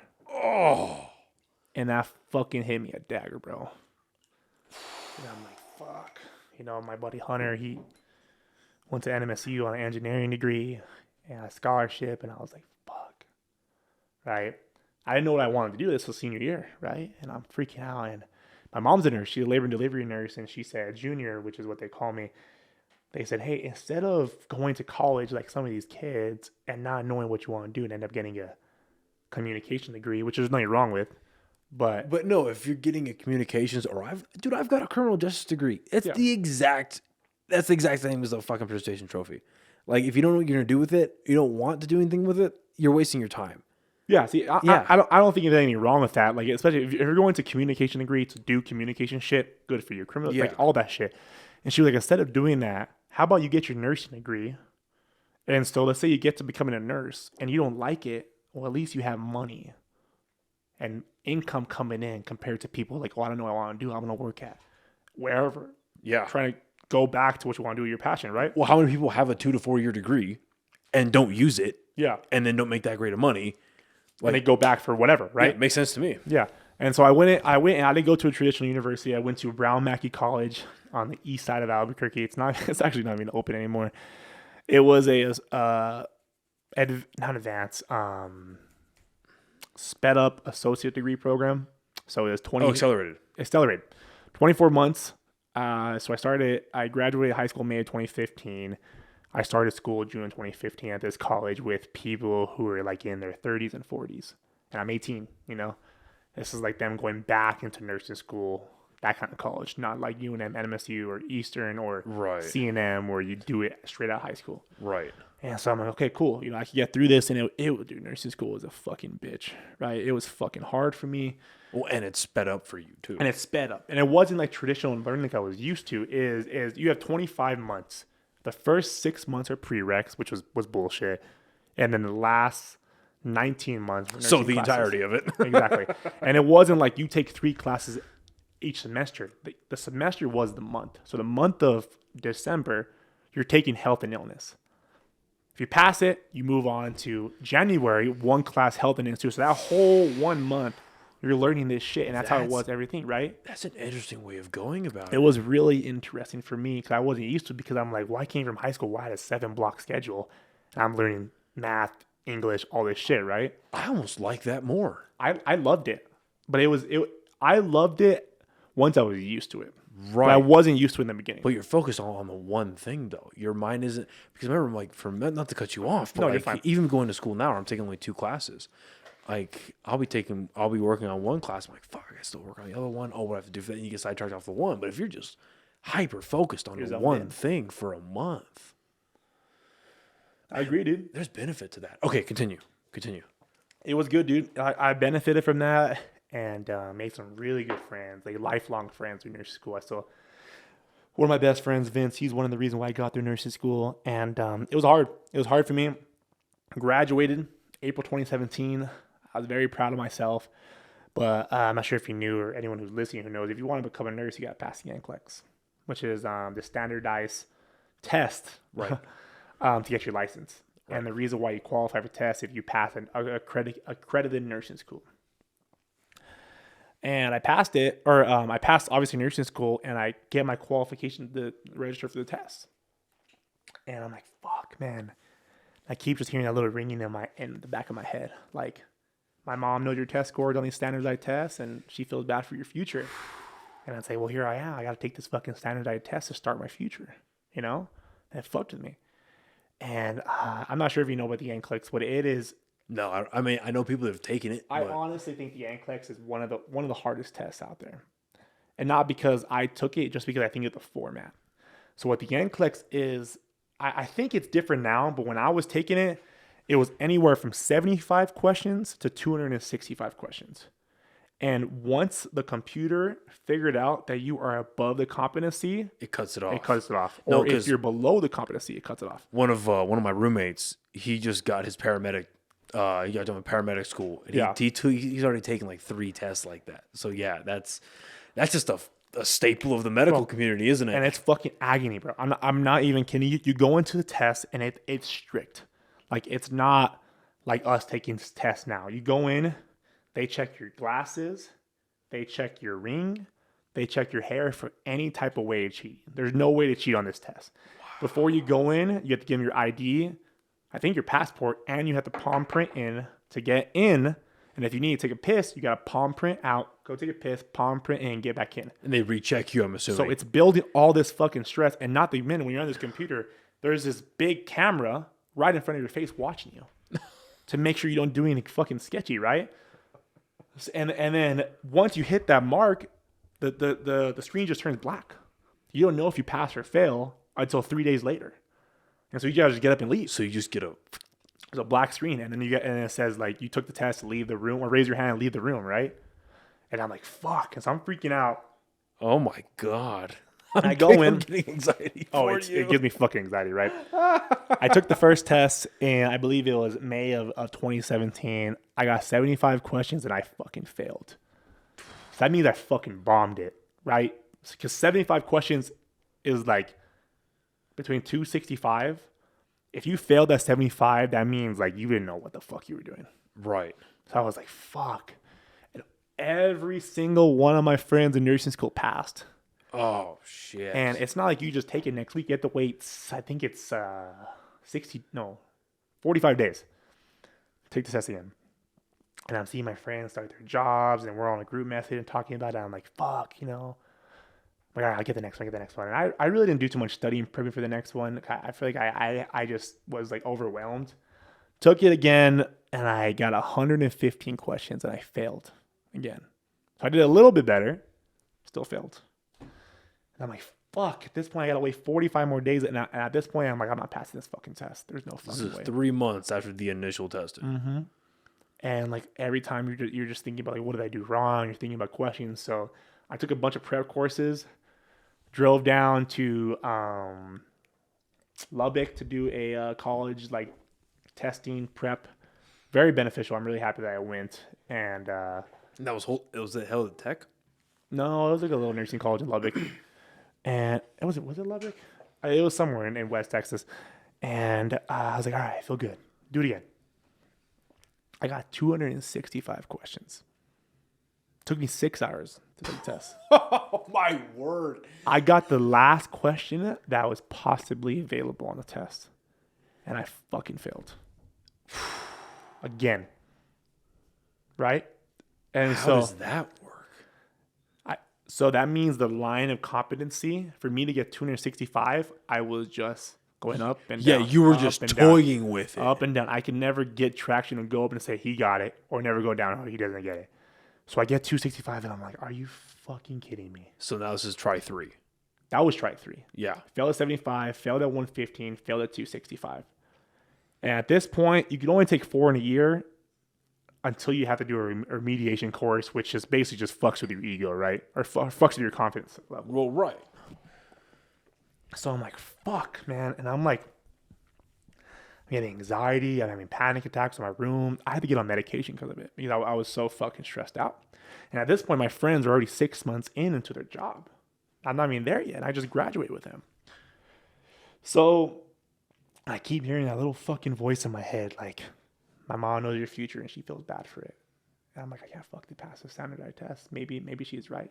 You know, I know it sounds fucking cliche, but well, I mean, if you get told, and not even if you get told that enough, but you get told that again, where obviously your friend did not, because none of us did at that age, know the power of words. nah, bro. No, we still are barely figuring that out, right? As the age we're at.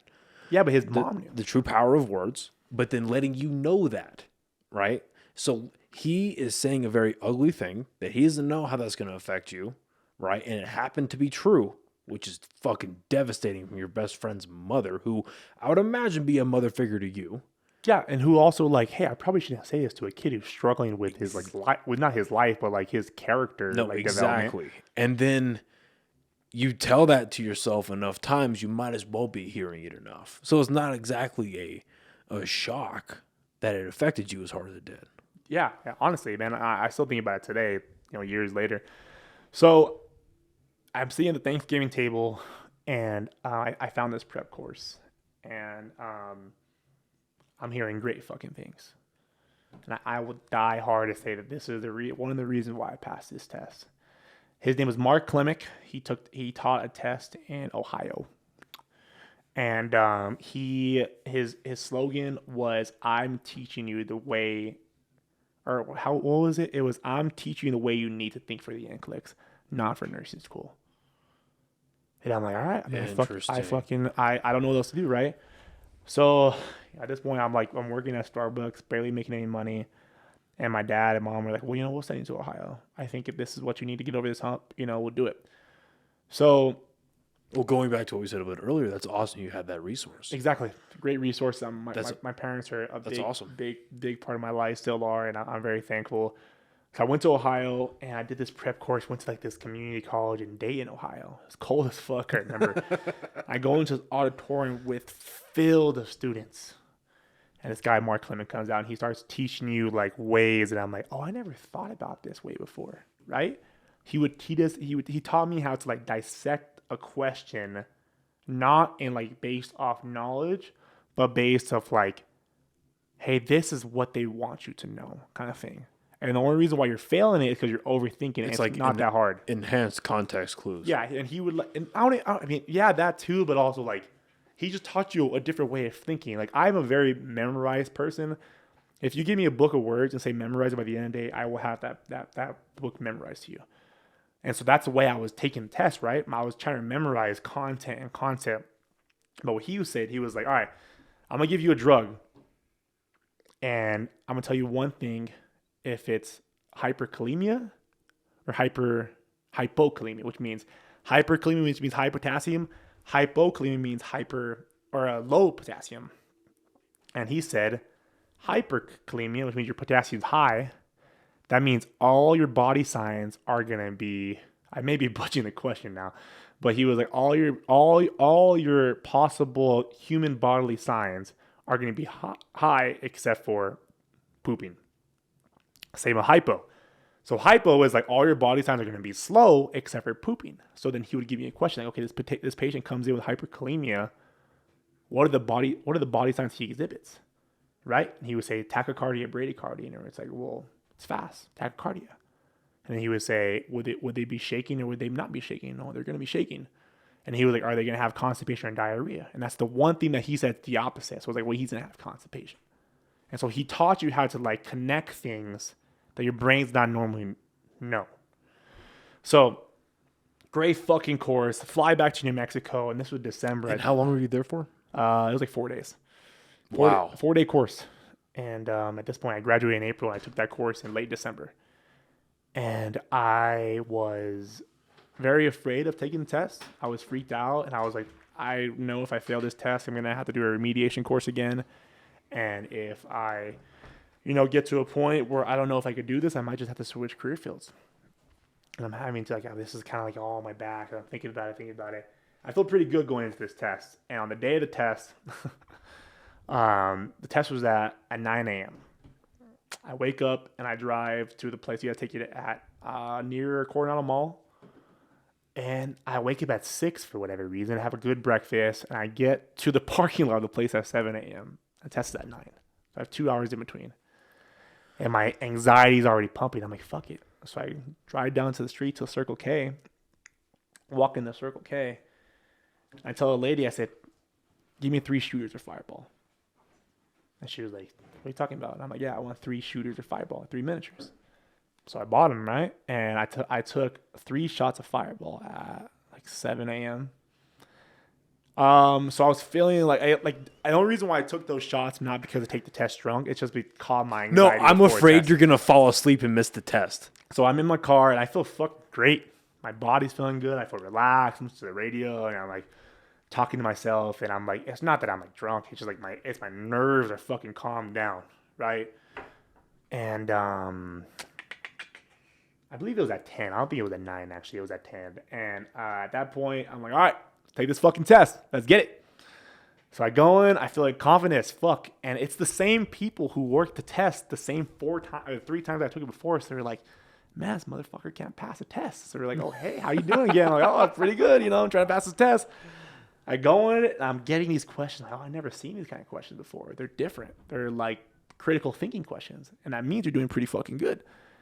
Taking it. I get to 216 questions. Shuts off. Like, fuck. All right. Whatever. I said, if I fail, I fail. I pass, I pass. That's, it's done. And then I leave the place I took the test, went home, and I had a shift at Starbucks the next day. And there's a trick in the signing up for the test. We call it the secret trick to see if you pass or fail the test. If you try to register for the test and you put in a fake credit card number, and if it says, hey, the transaction will decline, that means you failed the test.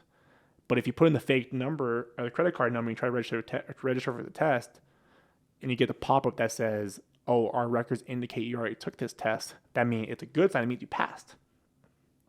I took a test on a Saturday. This was Monday morning, actually 2 days in between.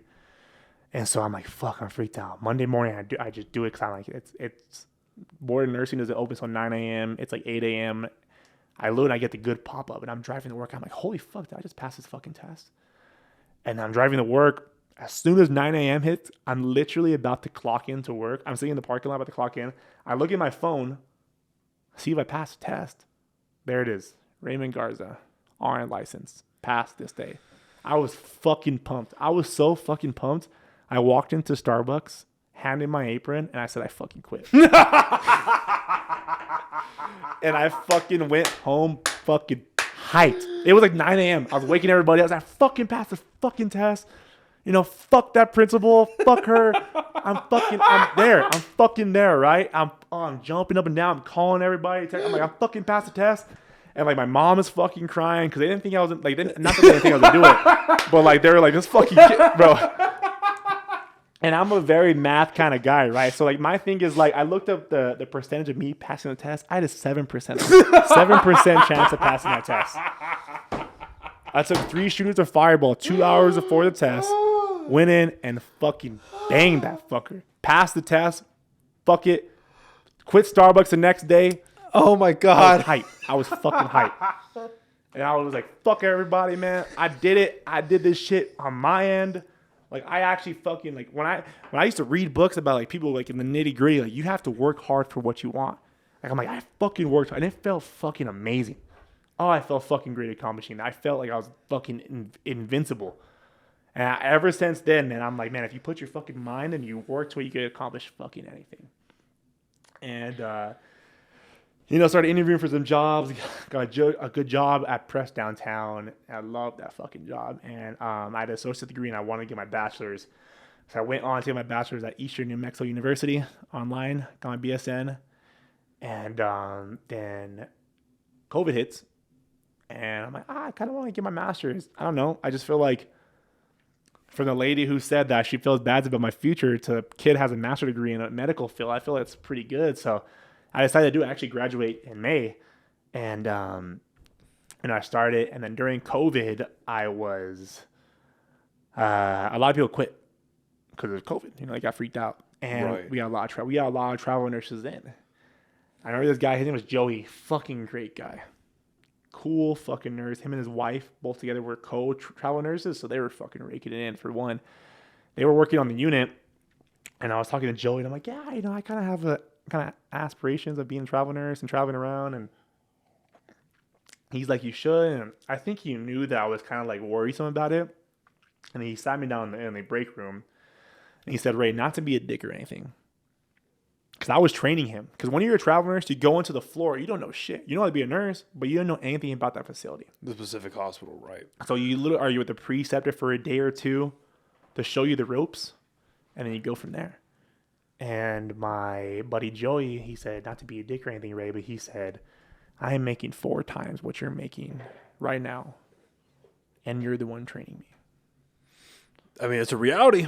And I was like, fuck. That is a reality. And I was like, fuck. And then 2 months later, it was 2021, actually, my fault. 2 months later, I put my 2 weeks in, and I took my first traveling gig in Phoenix, and loved it ever since.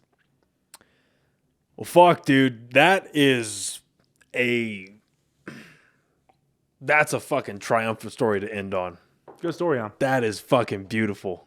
It took you multiple tries, but Yeah, you 4. did it. Fuck yeah. And that, I mean, in all seriousness, like that's the type of story. Not only can you apply it in multiple areas of life, no matter what you want to do, but that's something people need to hear. People our age. Like people our age need to hear that hard work still pays off. You don't have to be born a trust fund baby. You don't have to, if you're a girl, you don't have to fucking join OnlyFans. Like, you know what I mean? Like you can still make money by working hard. You can still be successful. And successful also does not equal money. No. You can still be successful by working hard.